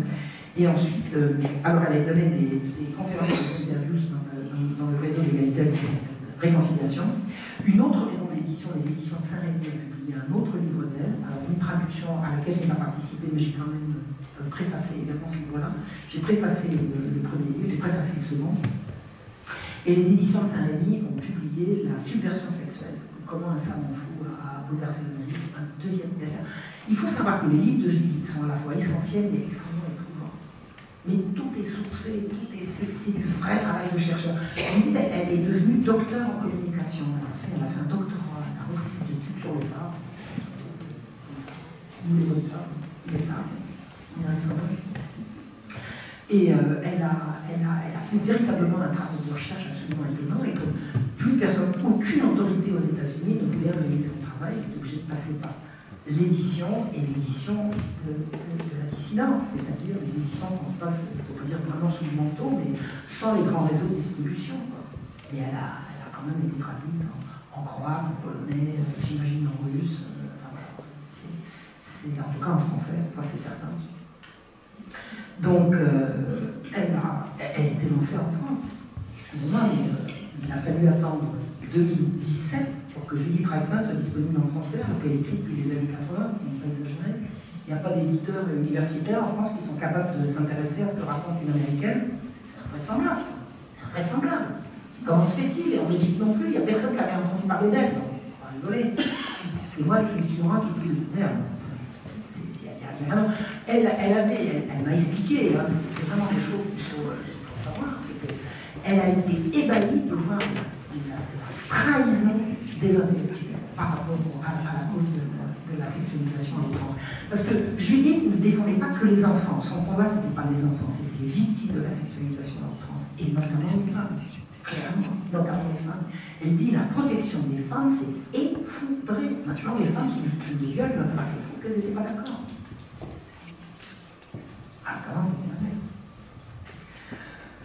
Donc, alors je vais vous raconter une ou deux anecdotes sympas. Le soir de l'élection de Donald Trump, je vais me coucher en me disant c'est pas possible, c'est pas cette sorcière qui va passer, je ne veux pas. Vous pouvez pas hésiter. Alors je branche Internet, je dis non, je veux pas voir ça. Je peux, puis alors à un moment donné, je dis non, quand même, j'ai regardé, puis je me dis, mais par contre, c'est quoi qui passe? C'est pas possible, c'est pas possible. J'appelle Julie. Je dis Julie, qu'est-ce qui se passe? Elle me dit on a gagné! On a gagné! On a gagné! On a commencé à chanter, à faire les bruits.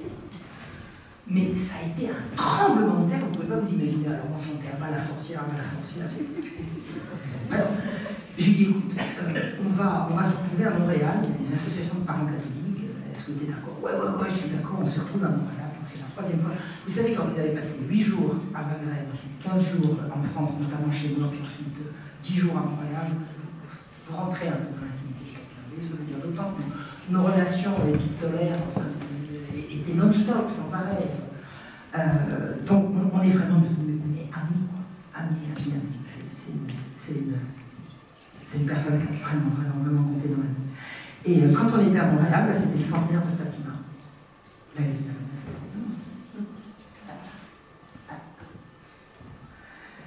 Et je l'ai vu bénir la table à chaque repas. Toujours. Alors qu'elle m'a expliqué que la religion, dans sa famille, c'était le culte du peuple, tout ça, quand on chantait la Marseillaise, sans qu'on respirait un bon de l'homme, enfin, elle a respirait aussi. Elle a respirait. En France, j'ai enchaîné conférence sur conférence partout où c'était possible pour dénoncer le sexe à l'école, les mensonges de Kinsey, la démoralisation de la société, l'implication des États, notamment la France, dans l'imposture Kinsey. En 2017, toujours en relation permanente avec Judith, j'ai publié Les droits sexuels ou la destruction programmée de l'enfance et de la famille. C'est un petit livre qui analyse la déclaration des droits sexuels de 2008.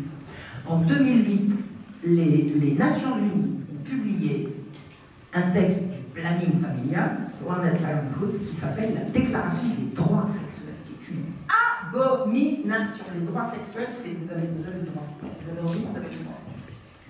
Vous avez envie, vous avez le droit. Dans le respect de l'autre, sans le forcer. Ben oui, le respect de l'autre, c'est quoi? Je veux dire, si je suis centré sur ma pulsion, c'est quoi le respect de l'autre? Ça n'a absolument aucun sens. Donc, la Déclaration des droits sexuels de 2008, c'est tirer tout droit des mensonges de Kinsey, et ça promeut le sexe pour tous, sans morale, sans religion, sans république, avec l'appui de l'ONU, de l'OMS, de l'Europe, de l'UNESCO, de l'UNICEF. Il faut lutter contre l'influence délétère de la morale et de la religion qui empêche l'application des droits sexuels. Et les droits sexuels sont applicables à tous, sans distinction de sexe, de race, de religion, de genre, d'âge. Tout le monde a des droits sexuels, tout le monde a le droit de jouir. Est-ce que vous pouvez m'expliquer le rapport qu'il y a entre droit et la jouissance? C'est une horreur. C'est une horreur, c'est un renversement. On y trouve, dans cette fameuse déclaration des droits sexuels, la promotion de l'homosexualité, la promotion du mariage pour tous, la promotion du droit à l'adoption. Vous savez ce que c'est que le droit à l'adoption? C'est un droit sur les enfants des autres. Si vous avez le droit d'adopter, vous avez le droit sur les enfants. Sinon, ce n'est pas un droit. On y trouve la promotion du consentement des enfants. Vous savez comment un enfant peut être consentant? Eh bien, il suffit qu'il soit informé. Donc on va le gaver d'informations sexuelles dès le plus jeune âge. Et ensuite, quand un gros dégueulasse peut lui proposer la botte, s'il n'a pas dit non, c'est qu'il était d'accord, c'est qu'il était prévenu. Vous savez ce que ça veut dire, ça? Vous savez ce que ça veut dire? On fait la promotion de la prostitution. Ah non, je retire ce que j'ai dit. De là, des relations sexuelles transactionnelles. C'est joli. Ma fille, tu fais la pute. Tu fais des études par des relations sexuelles transactionnelles. Bon. Et puis, papa, tu ne parles pas sur ce ton, hein. C'est des droits sexuels. S'il te plaît. Et alors, on promeut, bien évidemment, la masturbation qu'on va apprendre aux enfants dès le plus jeune âge. Dans toutes les déclarations de l'OMS, de l'UNESCO, etc., on apprend aux enfants entre 0 à 5 ans le plaisir de se toucher tout seul. Mais c'est marqué noir sur blanc. C'est noir sur blanc. Dans mon petit livre sur les droits sexuels, je donne toutes les références. Et vous savez ce qu'on promeut? L'avortement, l'avortement, l'avortement et l'avortement. L'avortement, c'est important. Vous savez ce que c'est devenu l'avortement en France? Une priorité nationale. Priorité nationale. Avant, la priorité nationale, c'était de faire des enfants. Maintenant, c'est des enfants. C'est après. Et il est dit partout dans cette déclaration que le sexe doit être séparé de la reproduction et la reproduction du sexe. On va faire des enfants dans les couveuses. On va aborder toutes les femmes qui sont enceintes. Et on va apprendre aux gens à se masturber de toutes les manières possibles. Et c'est le programme de l'Organisation mondiale de la santé, c'est le programme de l'ONU, c'est le programme de Kinsey. C'est absolument partout. Vous savez ce que c'est que le sexe? On a un sexe pour jouer avec. Si. On a un sexe pour jouer avec. La preuve, c'est qu'on y trouve du plaisir. C'est bien. C'est un critère, non? Et tout le monde. C'est épouvantable. C'est épouvantable. C'est la morale universelle de toutes les civilisations qui est complètement renversée le fou par des gens qui se disent scientifiques et qui ont tous les médias. Tous les médias. Judith m'a envoyé son dernier travail, qui est une centaine de pages, qui est une analyse profonde sur l'implication de la CIA et de la puissance de Rockefeller et des grandes agences de l'ONU dans la sexualisation des enfants et la promotion de toutes les perversions. J'ai fait traduire ce texte, je l'ai mis en ligne. Nous sommes en relation d'historien permanente, nous sommes avis à la vie, à la mort. Et le 9 avril 2021, je sais pas sur sa table de travail. Elle-même, je ne sais pas. Elle est morte. Elle venait de raccrocher, elle était en train de préparer un nouveau travail. Elle est morte. C'est comme ça. Elle était âgée de 84 ans. Elle militait depuis l'âge de 34 ans. 50 ans de combat sans relâche contre une pieuvre monstrueuse dont elle n'a jamais cessé de dénoncer les ramifications diaboliques. Aujourd'hui, la situation est dramatique partout dans le monde. Au nom des diaboliques droits de l'enfant. Savez-vous que les droits de l'enfant, c'est une notion diabolique? On retire de plus en plus d'enfants à leur famille pour les placer hors d'atteinte d'enfants, de parents désespérés. Vous êtes pauvre, madame. Votre enfant a le droit d'avoir du confort. Vous ne pouvez pas lui donner, vous le bâtir, vous le mettrez. Parce que ne pensez pas que les services sociaux qui ont de l'argent à donner à des familles d'accueil pourraient donner le même argent à la mère. Non, non, non, attendez. Hein? Ça serait trop simple. Ça serait trop simple. Il y a en France des centaines de milliers, maintenant, des centaines de milliers d'enfants enlevés à leurs parents. C'est épidémique.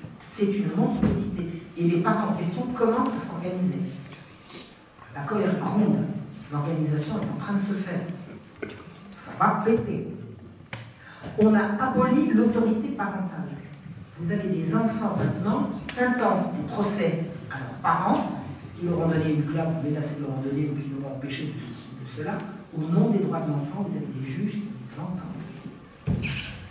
Vous pouvez être traîné au tribunal par votre gosse de 9 ans parce que vous lui fichez une claque et qu'il estime qu'il n'avait pas à recevoir. Vous savez que la France a interdit la PC.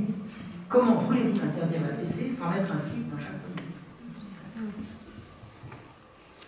Ou sans mettre les enfants à l'école en situation de raconter ce qui se passe à la maison et ensuite d'envoyer des travailleurs sociaux qui vont les saisir. C'est comme ça que ça se passe. C'est comme ça que ça se passe en Allemagne. C'est comme ça que ça se passe en Angleterre. C'est comme ça que ça se passe dans les pays du Nord. Et c'est comme ça que ça se passe maintenant en France. Là, c'est plus le danger. Maintenant, c'est l'horreur. C'est en cours.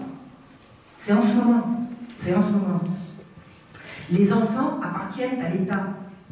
Vous savez à qui ils appartiennent, les enfants? À personne. Par contre, leurs parents ont l'autorité sur eux et ils ont le droit de les élever. Alors, quelqu'un m'a dit un jour, les parents n'ont pas de droit, ils ont des devoirs. J'ai dit, écoutez madame, je vais vous expliquer un truc. Vous avez le devoir, vous avez votre fille, de lui accorder le confort dont elle a droit, l'éducation à laquelle elle a droit, et tout, la satisfaction de tous ses besoins. Ça, c'est votre devoir. Vous n'y arrivez pas, vous vous demandez. Et si vous n'avez pas de droit, vous ne pouvez pas résister à ça. Alors, les parents n'ont pas que des devoirs, ils ont également des droits. On fait du changement de sexe. Alors, le changement de sexe, ça fait partie des imbécilités de Kinsey, ça fait partie des trucs les plus évidents.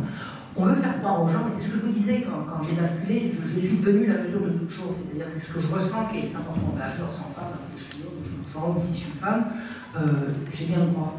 Et maintenant, on donne ce droit aux enfants, derrière le dos des parents. Et on va pousser les enfants à suivre des traitements hormonaux violents, derrière le dos des parents qui n'ont plus aucune autorité. Le droit de l'enfant, c'est le droit de l'enfant de dire qu'il veut changer de sexe. Alors personne au monde n'a jamais changé de sexe, jamais, mais on fait croire le contraire à des gogos. Et des enfants qui reviennent à la maison en disant, j'ai rencontré un père qui m'a dit, ma fille est arrivée là en disant, papa, je vais être un garçon. Et il a pris sur ses genoux, il dit, mon corps m'appartient, il ne m'écoute pas. Et on leur fait croire aux gosses dans les écoles. On leur apprend plus à lire, écrire, à compter, on les dresse contre leurs parents. On les excite dans des pulsions qu'on leur provoque. On n'a pas le droit d'exciter un enfant. On n'a pas le droit d'exciter un enfant. Ni sexuellement, ni ailleurs, ni de quoi que ce soit d'autre. Quelqu'un qui s'amuse à exciter un enfant, c'est un criminel. Un enfant, ça se calme. Un enfant, ça s'encadre, ça se rassure. Et eux, ils les excitent. Et ils les dressent contre leurs parents. Et on a rendu en France l'école obligatoire à partir de 3 ans.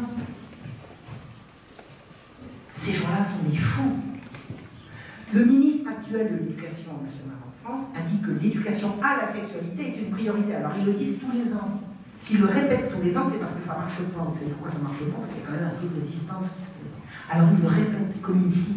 L'éducation à la sexualité, c'est une priorité, c'est une priorité, c'est une priorité. Mais si un jour les parents débattent dans ces cours, il va y avoir des morts. Il faut arrêter avec ça. L'enfance, c'est sacré.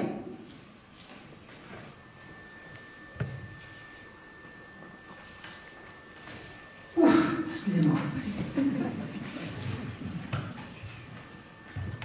Une pseudo-dénonciation des crimes du patriarcat.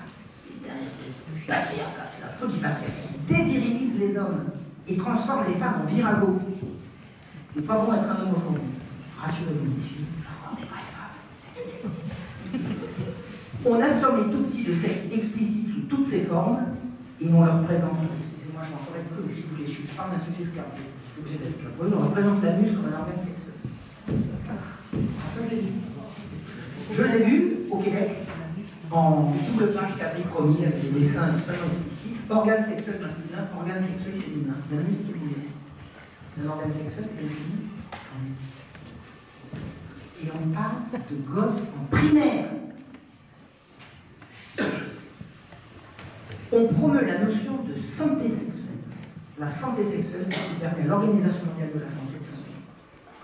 Parce que dès que vous avez une notion de santé sexuelle, vous donnez à l'Organisation mondiale de la santé le droit de se prononcer sur les programmes d'éducation à la sexualité dans les écoles.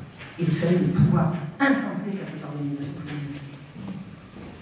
Alors on ne dit plus éducation sexuelle, mais à la sexualité, je pense que c'est suffisamment explicite, et on l'impose à partir de 3 ans, hors du regard des parents. Donc c'est-à-dire que le sexe n'est pas définitivement le mode de reproduction des humains, mais un moyen de se faire subir. On a un sexe pour se faire plaisir. On a un sexe joué avec et tout le monde n'a pas de chose. Résultat, les petits, réputés informés par le harcèlement dont il faut l'objet, sont considérés consentants à la relation des adultes. Le viol collectif a fait son apparition récurrente dans les cours d'école maternelle. Une petite fille de 4 ans a été victime de 2 tournantes, je dis 2 tournantes, par des bambins de son âge, dans la cour de son école. Michel Créov, vice-président du Conseil national de la protection de l'enfance, a dit « Ce type d'acte n'est pas fréquent, mais pas exceptionnel professionnels non plus. On est à l'âge des premiers émois, à un stade de développement où la curiosité émerge notamment au niveau sensoriel et sexuel. Ah bon? Mais attendez, de mon temps, on ne se faisait pas violer dans la cour de l'école, les premiers émois, c'était pas ça. Depuis quand les premiers émois, c'est de se faire des tournants? Vous imaginez ce que c'est? Des petits bambins qui ont attrapé une gamine, une copine, qui l'ont entravée, déshabillée et pénétrée. 2 fois de suite, c'est-à-dire à 2 occasions différentes. Attendez, vivant. Il n'y a jamais eu autant d'agressions sexuelles qu'aujourd'hui. Jamais. Et je lui dis de m'a bien expliqué, elle me dit la justification de l'éducation à la sexualité, c'était précisément pour faire reculer les crimes sexuels. Il n'y en a jamais eu autant. C'est épidémique. Les maladies sexuellement transmissibles ont explosé partout dans le monde. Qui c'est qui ramasse la bise? Big Pharma. Eh oui, comme quoi tout le monde se retrouve. La pornographie, elle n'est pas seulement devenue gratuite, elle est devenue quasi obligatoire. En un clic intempestif, vous pouvez rentrer sur des sites abominables qui envahissent votre téléphone ou celui de vos gosses. Faites attention sur quoi vous cliquez quand vous ne connaissez pas un truc. Moi, je suis tombée un jour sur un truc porno. J'ai débranché l'ordinateur. Non, mais je savais que ça pouvait infecter mon ordinateur. Attendez, avant, on disait la pornographie, c'est pour faire de l'argent. Et maintenant, la pornographie, c'est pour faire de l'argent. De l'argent est dépensé pour vous faire consommer de la pornographie gratuite.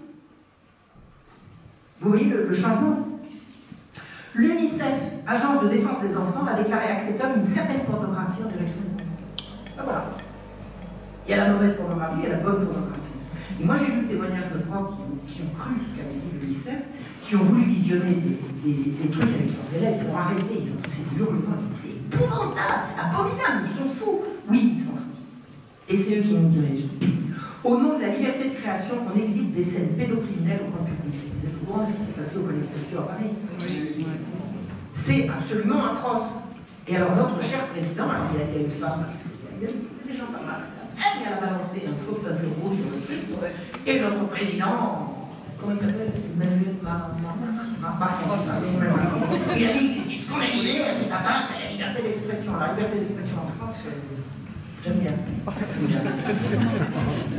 Alors les ministres de l'éducation successifs reviennent sans cesse sur la nécessité de s'en obligatoire d'éducation à la sexualité des petites classes. Et l'homophobie, vous savez ce que c'est l'homophobie? C'est-à-dire toute critique du pouvoir croissant d'un lobby mondial qui n'en finit pas de se définir est devenue un délit qu'on peut poursuivre en justice. Alors l'avortement, je vous ai expliqué, c'est une priorité nationale, je répète, priorité nationale, bien. Et dans aucun programme, je les ai tous lus, il n'est jamais question d'un mot. D'un quoi? Comment? L'amour? Oh, quand même pas tout mélanger, non? Oh, l'amour, c'est quoi ça? Le sexe est pour ces gens définitivement coupé non seulement de la reproduction de la vie, mais également de l'amour. Donc définitivement, on a un sexe pour jouer avec, et tant qu'on joue, on n'en perd pas ailleurs. Le programme de l'IPPF annoncé en 1969 par le fameux Dr Day s'applique déjà à la lettre. Alors il est déjà admis à l'échelle mondiale par la propagande hollywoodienne la nécessité de restreindre la population mondiale. Ils ont décidé qu'il fallait restreindre la population mondiale, mais tout le monde le reprend. Pourquoi? Parce que c'est comme ça. La politique de planification des naissances, famille limitée à 2 enfants. Si on limite les familles à 2 enfants, la population va décroître dramatiquement. Parce qu'il n'y a pas sur 2 enfants qui naissent, il n'y en aura pas 2 qui vont atteindre l'âge adulte et se reproduire. Donc, 2 enfants par famille, c'est nécessairement une décroissance. La séparation des activités sexuelles et de la reproduction, c'est admis partout. C'est admis partout. L'avortement pour un droit, avec un grand B. La diffusion de produits contraceptifs dans les écoles. Alors, vous savez ce que j'ai appris quand même dans ces programmes, c'est qu'une petite fille qui va à l'infirmerie pour dire qu'elle est enceinte, qui on va donner la pilule du lendemain pour qu'elle puisse avorter, à qui on va donner la pilule, on ne lui interdit pas d'en parler à ses parents. Non. Si. Elle a le droit d'en parler à ses parents. Oui. C'est quand même vachement libéral. Le développement et la promotion de l'homosexualité avec l'appui de l'État au nom de la lutte contre l'homophobie, alors ça, je m'en parlerai un autre jour si vous voulez, parce que moi, je suis intarissable là-dessus, j'ai trouvé des cas absolument hallucinants. Le mariage entre personnes du même sexe. Il y a un truc qu'il faut savoir, c'est qu'il y a eu un salon à la suite immédiate du mariage pour tous en France. Il y a eu un salon du mariage pour tous qui s'est fait sur la place de la ville. mon premier est allé. Les seuls qui ont acheté des alliances, c'était un couple hommes et femmes qui passaient par là, qui disaient tiens, les alliances, elles sont bien. Ça a été un bide absolument intégral. C'est-à-dire que c'est clair et net que ce mariage pour tous, c'est un truc qui a été imposé d'en haut et qu'il n'y avait absolument aucune demande de la base. C'est la plus grande pétition, le plus grand nombre de signatures de pétitions pour demander quelque chose, ça n'a absolument pas été fait, sans fil. C'est le programme d'une nouvelle ordre mondiale. C'est tout, c'est le programme de l'UPPF, c'est le programme de tous ces gens-là. Ils n'en ont rien à faire de ce qu'on raconte. Donc, le mariage entre les personnes de sexe, la notion de changement de sexe, l'éducation à la sexualité, le sexe à l'école, tout ça se déroule dans tous les pays, les uns derrière les autres. On a l'impression que rien ne va les arrêter. Donc, des générations de jeunes sont drogués d'images sexuellement explicites qui, il n'y a pas si longtemps, étaient poursuivis au titre du détournement. Montrer des images sexuellement explicites à un mineur, ça peut être volant à la prison. À l'heure actuelle, ces détournements de mineurs ont lieu à l'école, qui est obligatoire, à partir de 3 ans, dans des programmes élaborés dans les ministères. J'ai lu des trucs qui émanent des ministères. Je dis, mais attendez, dans un pays normalement constitué, ces gens-là ont fait ça pour longtemps. On monte ces enfants contre leurs parents en les persuadant qu'ils ont des droits que leurs parents n'ont pas le droit de s'y opposer. Tout, absolument tout, fait référence aux travaux frauduleux d'un manière sexuelle, maître chanteur, soutenu par le pornographe Hefner, fondateur de Playboy. J'ai nommé Kinsey. Aucune commission d'enquête, nulle part, n'a jamais pu remettre en cause les rapports Kinsey qui servent de référence à tout le monde. Maintenant, est-ce que vous voulez des coups? Là, je me sens de enfin, on va essayer. La 56e commission des Nations Unies pour la population s'est achevée en avril dernier.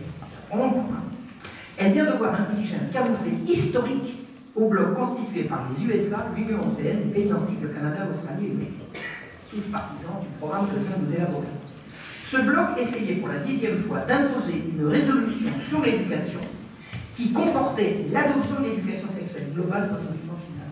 C'est-à-dire que les Nations Unies vont dire qu'on va mettre au point un programme d'éducation et le fameux bloc en question dit dans l'éducation, on va mettre l'éducation sexuelle holistique, ils appellent, c'est-à-dire l'éducation sexuelle holistique, c'est-à-dire qu'on va parler sexe dans les cours d'histoire, dans les cours de grammaire, dans les cours c'est monstrueux. Attendez, vous ne pouvez plus faire une dictée où vous allez raconter Roméo et Juliette, Roméo et Juliette. Non mais tout. Bon. Donc ça faisait 10 ans que le groupe en question essayait de faire passer son éducation sexuelle holistique. Ils ont dit, là ça y est, on a trouvé le truc. Il va y avoir une résolution sur l'éducation et on va faire passer notre résolution en fin de truc. Vous savez comment non, je vais faire l'utilisation en propos de toutes les lois scélérates, elles passent en dernier paragraphe, une loi qui passe par autre chose, c'est passé comme ça passe. À la révolution, c'est comme ça. Les trucs les plus graves sont passés. Mais j'en parlerai une autre fois. Donc, la dite résolution comportait également un droit à l'avortement et à l'apprentissage des pratiques sexuelles par les enfants. Donc, le groupe, là, l'Occident, ils ont dit, bon, on va faire un truc sur l'éducation et on va faire passer ça. Alors, ils ne lâchent jamais. On ne lâche jamais, ça fait 10 ans qu'ils essaient de passer le truc, et là, on est sûr de leur coup. Et on a compris que l'ONU est leur terrain de chasse favori, depuis 2016. Alors, les opposants assez loin savaient très bien que le projet consistait à promouvoir l'homosexualité, le mode de vie transgenre, détruire l'autorité parentale, qui est en fait, l'autorité parentale, c'est le seul rempart de protection des enfants contre les prédateurs. Il n'y a pas de meilleur protecteur contre un prédateur que l'enfant.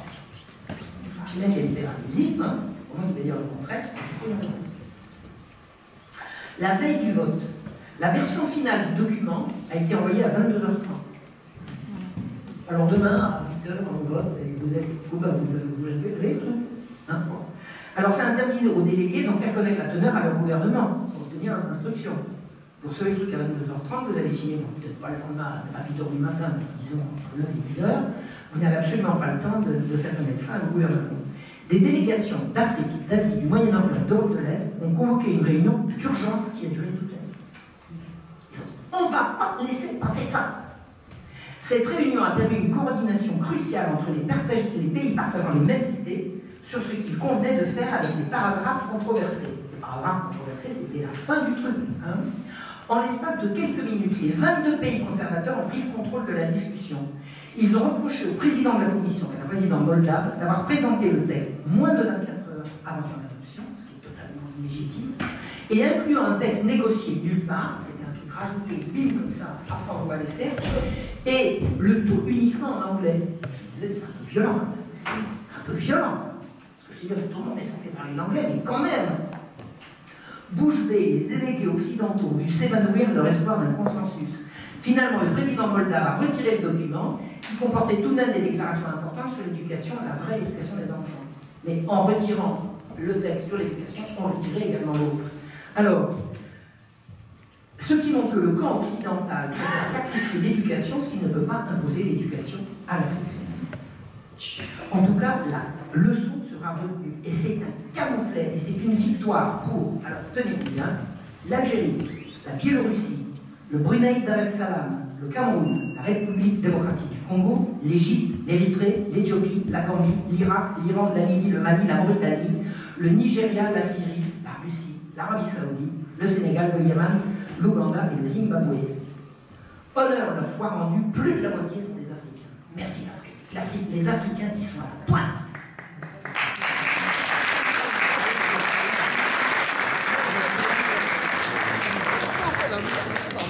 Deuxième bonne nouvelle. Je ne connais pas personnellement ce monsieur. Greg tout ça vient de lancer une campagne disant ne touchez pas à nos gosses.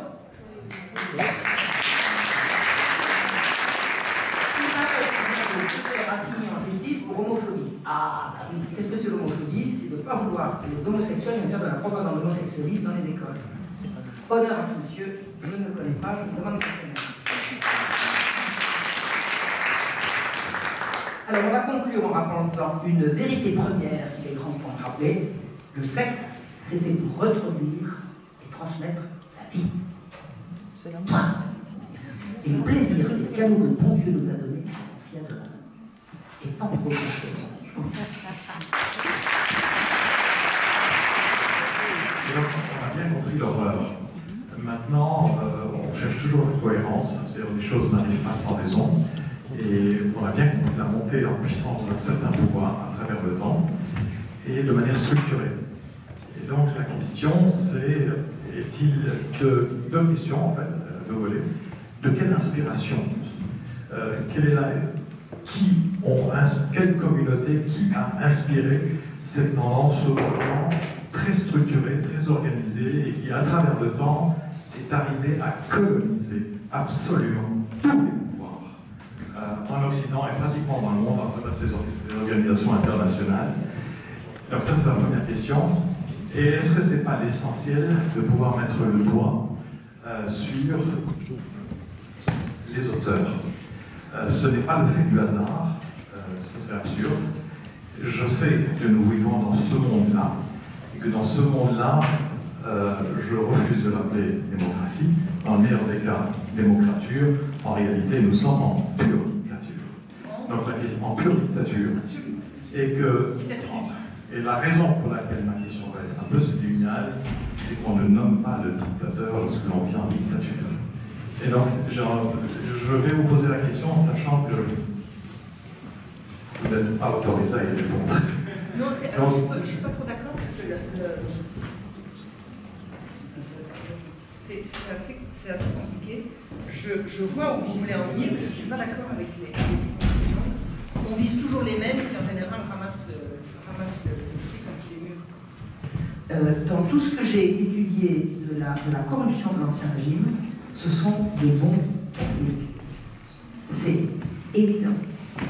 Et quand le système est au bord de l'effondrement, il y a effectivement des gens qui se précipitent pour prendre les rênes.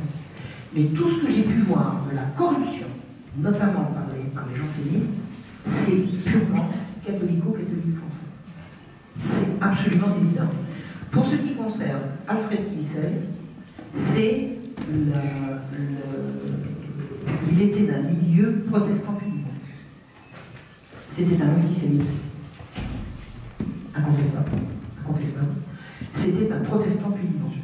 Alors, cueillir les gens par derrière, qui que quoi, ne partez pas vers des conclusions simplistes. C'est beaucoup plus complexe que vous imaginez. Qu'il y ait des gens qui se précipitent pour tirer les ficelles au moment où le fruit est, pour ramasser le fruit au moment où il est mûr, l'affaire est entendue. Mais regardez bien ce qui s'est passé. Moi, j'ai bien étudié la corruption des mœurs sous Louis XIII, sous Louis XIV, sous Louis XV et sous Louis XVI. Ce sont de bons catholiques. Pas de bons, entre guillemets. Vous tirez les conclusions que vous voulez. Ce que je peux vous dire, c'est que le satanisme au cœur de l'État sous Louis XIV, ce sont des juges français. Ce sont des juges français. C'est la création de l'hôpital général, c'est une invention de juges français. Sans aucune influence extérieure. C'est incontestable. Il y a des dérives partout. Ben, il y a des dérives partout. Il y a des gens qui savent tirer les marrons du feu. Pas tirer les marrons du feu, qui savent ramasser les fruits qui ont été volés par les autres. C'est clair. C'est la franc-maçonnerie.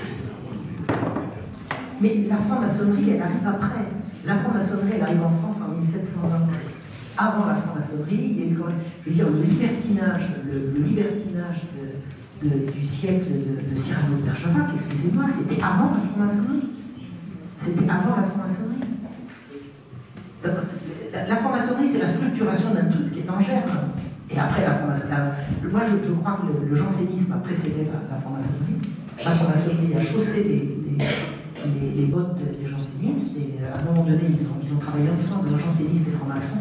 Quand le prince de Conti hébergeait le rédacteur des nouvelles ecclésiastiques, le prince de Conti, qui était grand maître de la franc-maçonnerie, hébergeait le journal du jansénisme. Donc ils étaient de toute évidence, vous savez, c'est des catholiques bien de chez nous. Hein. C'est, comment dire, avant les francs-maçons, il y avait les jansénistes, avant les jansénistes, il y avait les libertins, et avant les libertins, il y avait encore autre chose. Vous avez une partie de l'État qui, avec un certain pouvoir, et on retrouve les juges de Jeanne d'Arc, parce que la façon de faire de l'université au moment du procès de Jeanne d'Arc,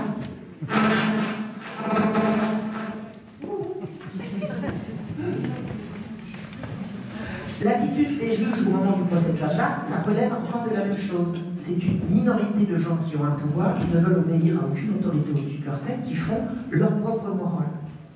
Et qu'on retrouve siècle après siècle, et dont la corruption devient de plus en plus évidente jusqu'à l'explosion actuelle. Vous êtes en train de dire que le nouvel ordre mondial, les auteurs et les politiciens, c'est une communauté hétéroclite qui s'est réunie.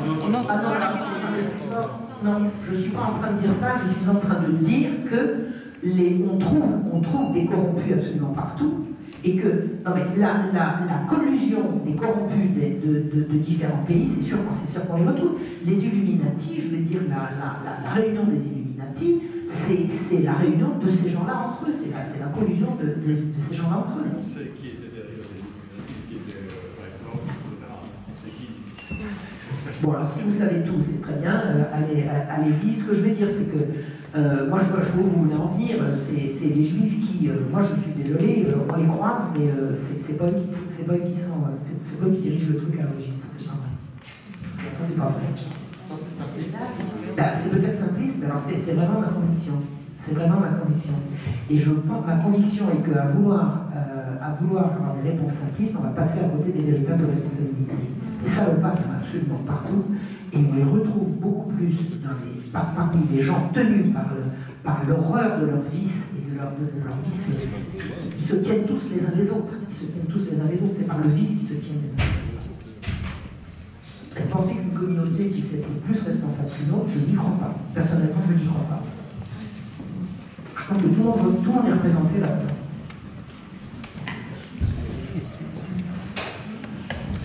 S'il y avait une vérité simple.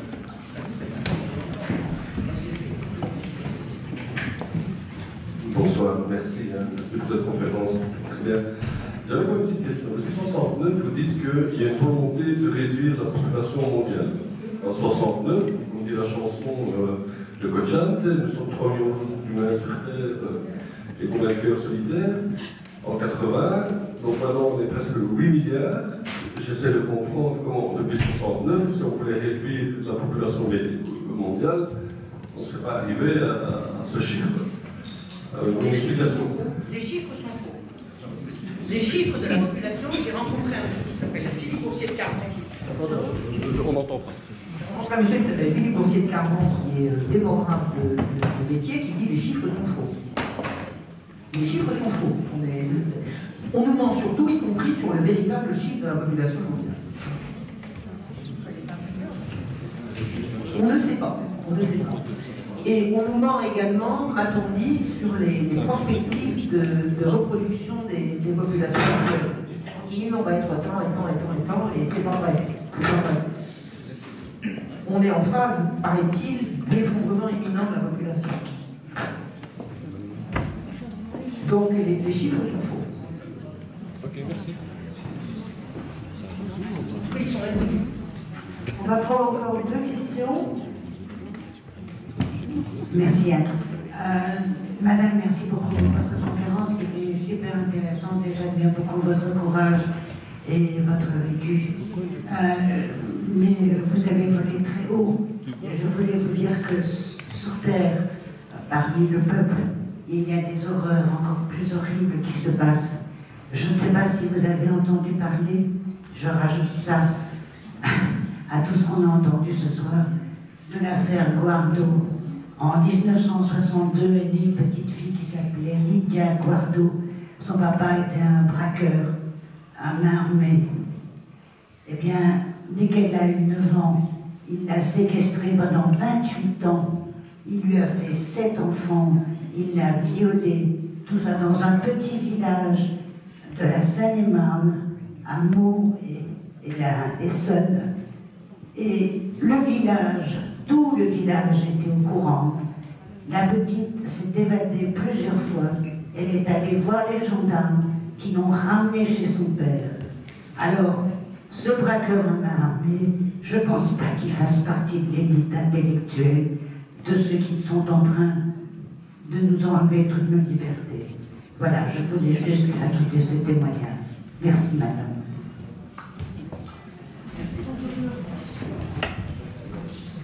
J'ai toujours entendu parler de ces horreurs qui se passent dans la science profonde, donc je sais que ça peut exister. Et pendant longtemps, quand on parlait d'horreur d'atteinte sexuelle sur les enfants, c'était toujours ça dont on parlait. Donc j'ai toujours entendu dire qu'il y avait effectivement, on appelle ça des familles tuées au poil, hein, c'est comme ça le terme populaire pour en parler. Ça a toujours existé. Je ne peux pas dire que ça a toujours été dénoncé, mais ça a toujours été considéré comme existant. La nouvelle, c'est que maintenant, on sait que des élites s'y livrent. Et ce qu'il faut savoir, c'est que ces gens-là, ces gens du bas peuple qui commettent des atrocités, ne les commettent que parce que l'autorité leur permet de le faire. C'est évident.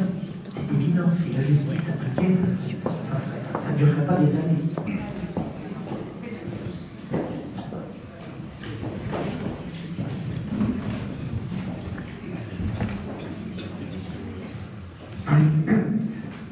Quelles seraient les associations que vous nous conseillez? Je sais que vous êtes proche de Civitas. Ici en Belgique, nous avons eu récemment des lectures dans les bibliothèques pour les drag queens.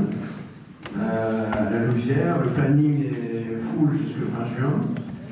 Donc, dans la salle, il y a des personnes qui se sont mobilisées, notamment pour donner un courrier. Donc, il y avait un pédopsychiatre qui avait écrit sur les dangers de laisser son enfant de 6 à 9 ans. C'était 6 à 9 ans à la Louvière, c'était il y a 1 mois et demi, 2 mois.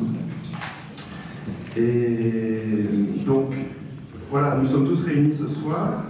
C'est une cause effectivement qui est importante. Hein, les enfants, c'est l'avenir. Et donc, quelle serait, voilà, est-ce que vous pourrez concrétiser, donc soit souvent cette lecture, donc c'était un groupe qui a 2 parents, qui a essayé c'était pacifique. Hein, on a parlé, moi j'étais présent, on a parlé avec les drag queens, on était en jupe. C'était pas épilé. Et ceux de la bibliothèque, ils étaient à fond dedans. Et donc, voilà, qu'est-ce qu'on pourrait. Alors, une association, créer une association en Belgique, touche pas mon enfant. Est-ce que vous avez encore des lois en Belgique qui disent qu'il y a des attentats à la pudeur et des corruptions de mineurs? Oui, alors je vais laisser la parole à Nathalie. Il faut faire valoir ses droits. Il faut faire valoir ses Bien droits. sûr, on on a l'article 385 du Code pénal et l'article 417, outrage aux mœurs, outrage aux mœurs prétrauditif. Et l'article 417, c'est incitation à la débauche avec la circonstance aggravante qu'il s'agit de mineurs de moins de 10 ans. Donc on a déposé plainte, mais évidemment on avait d'abord été à la lecture, ça sert à rien. Les parents qui vont là avec leurs gosses, ça sert à rien. Les parents qui vont avec leurs enfants pour aller écouter ce genre de choses, ils sont perdus. Bon, on ne saura rien faire, c'est pas la peine. Ça nous a juste valu un article dans la presse, on est transphobes, homophobes, et du coup on passe à côté du problème. Le problème n'est pas transphobe, homophobe. Je suis biphobe, je suis pas transphobe, je suis biphobe. Moi je suis phobe sur ces machins-là, donc voilà. Et je veux bien qu'on traite d'extrême droite et de tout ce qu'on veut, mais là c'est encore un autre débat qu'on vient de m'expliquer d'abord ce que c'est qu'extrême droite.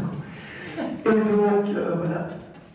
Et l'idée c'était de déposer des plaintes avant les lectures, pour que la police fasse son travail et interdise les lectures. Voilà.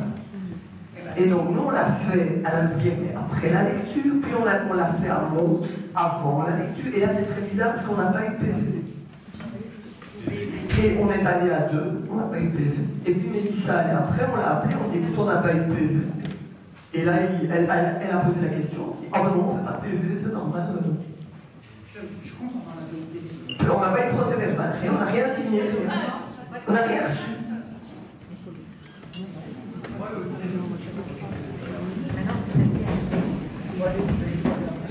Je crois vraiment que c'est la bonne piste.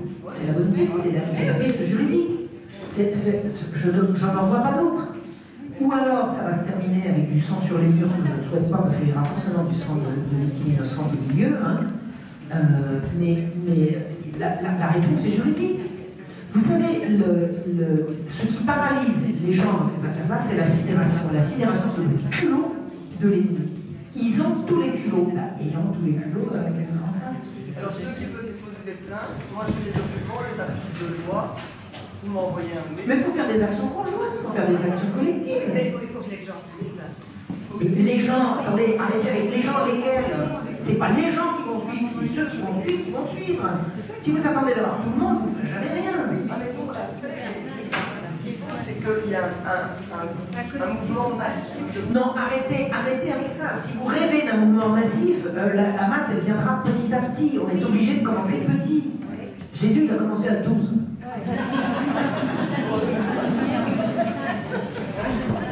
Le mouvement massif, c'est un rêve inutile. Exactement. On ne peut pas, si on attendait les masses pour faire quelque chose, on ne mobilise pas les masses. Mobiliser les masses, c'est un rêve de gauche, ça. J'en suis revenu. Hein.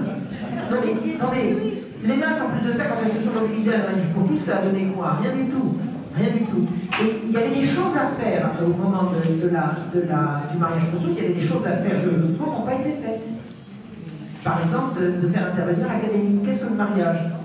L'union d'un homme et d'une femme. Alors votre truc, on ne peut pas vous empêcher de passer, mais vous ne l'appelez pas le mariage. Et les académiciens n'ont pas fait leur travail. Et là, il y avait un boulot qui concernait une dizaine de personnes. Ça aurait suffi. Ça n'a pas été fait. Et les masses, elles n'ont servi à rien. Elles étaient toutes faites. Toutes. Il n'y en avait pas loupé une. Ça n'a servi à rien. Hein? Les manifs ne servent à rien. La manif, ça fait une conclusion. Ça ne peut pas être un préalable. Si les manifs servent à quelque chose, la loi sur la retraite à 64 ans, ça ne va pas passer. Ils s'en foutent. Ils s'en tapent. Ils s'en tapent. Ça leur est complètement égal. Alors que des actions conjointes comme ça, vous savez, c'est à coup de boutoir. C'est à coup de boutoir. Et je pense que les masses suivront. Mais après, ce qui mobilise les masses, c'est quand vous savez, c'est la tête qui dirige. Je suis désolée, c'est comme ça. C'est quand la tête aura changé. À la tête, à l'heure actuelle, il y a les pires pervers. C'est la tête qui va changer. Et on les atteindra par des actions conjointes de gens motivés, intelligents, courageux, qui ont la foi, qui ont la niaque. Parce que si on se déballonne au premier échec, on ira nulle part. Et ce que vous avez dit, c'est exactement ce qu'il faut faire. C'est clair que c'est ça qu'il faut faire. Yes.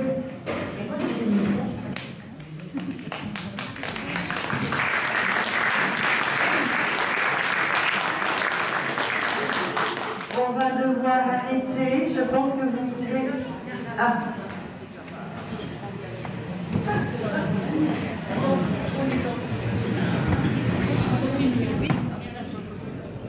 Merci, mais c'est parce que je pense que c'est important. Est-ce que le combat n'est pas dans les écoles? J'aimerais inviter tout le monde à sortir ses enfants des écoles. Où maintenant il y a le rapport Evras qui en fait pourrit les enfants à l'école sans que les parents soient là. C'est pas trop drag queens à la légère le problème. Le problème c'est tous les jours à l'école, dès l'âge de 5 ans. Mais c'est surtout tous les jours à l'école. Et les drag queens vont dans les écoles. Bien sûr.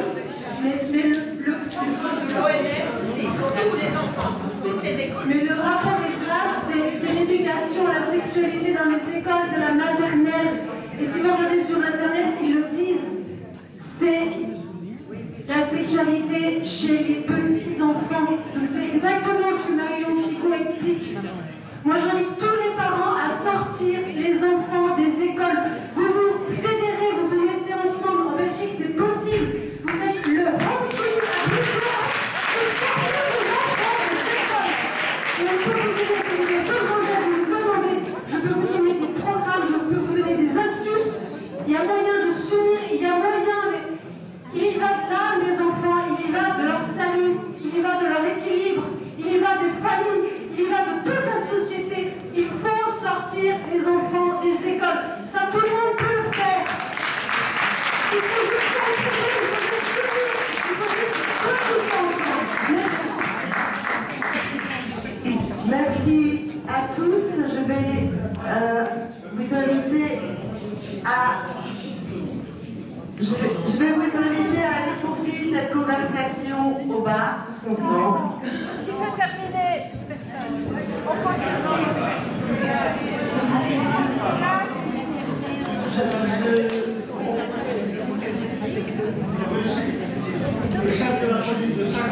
Chaque village, c'est le bourgmestre.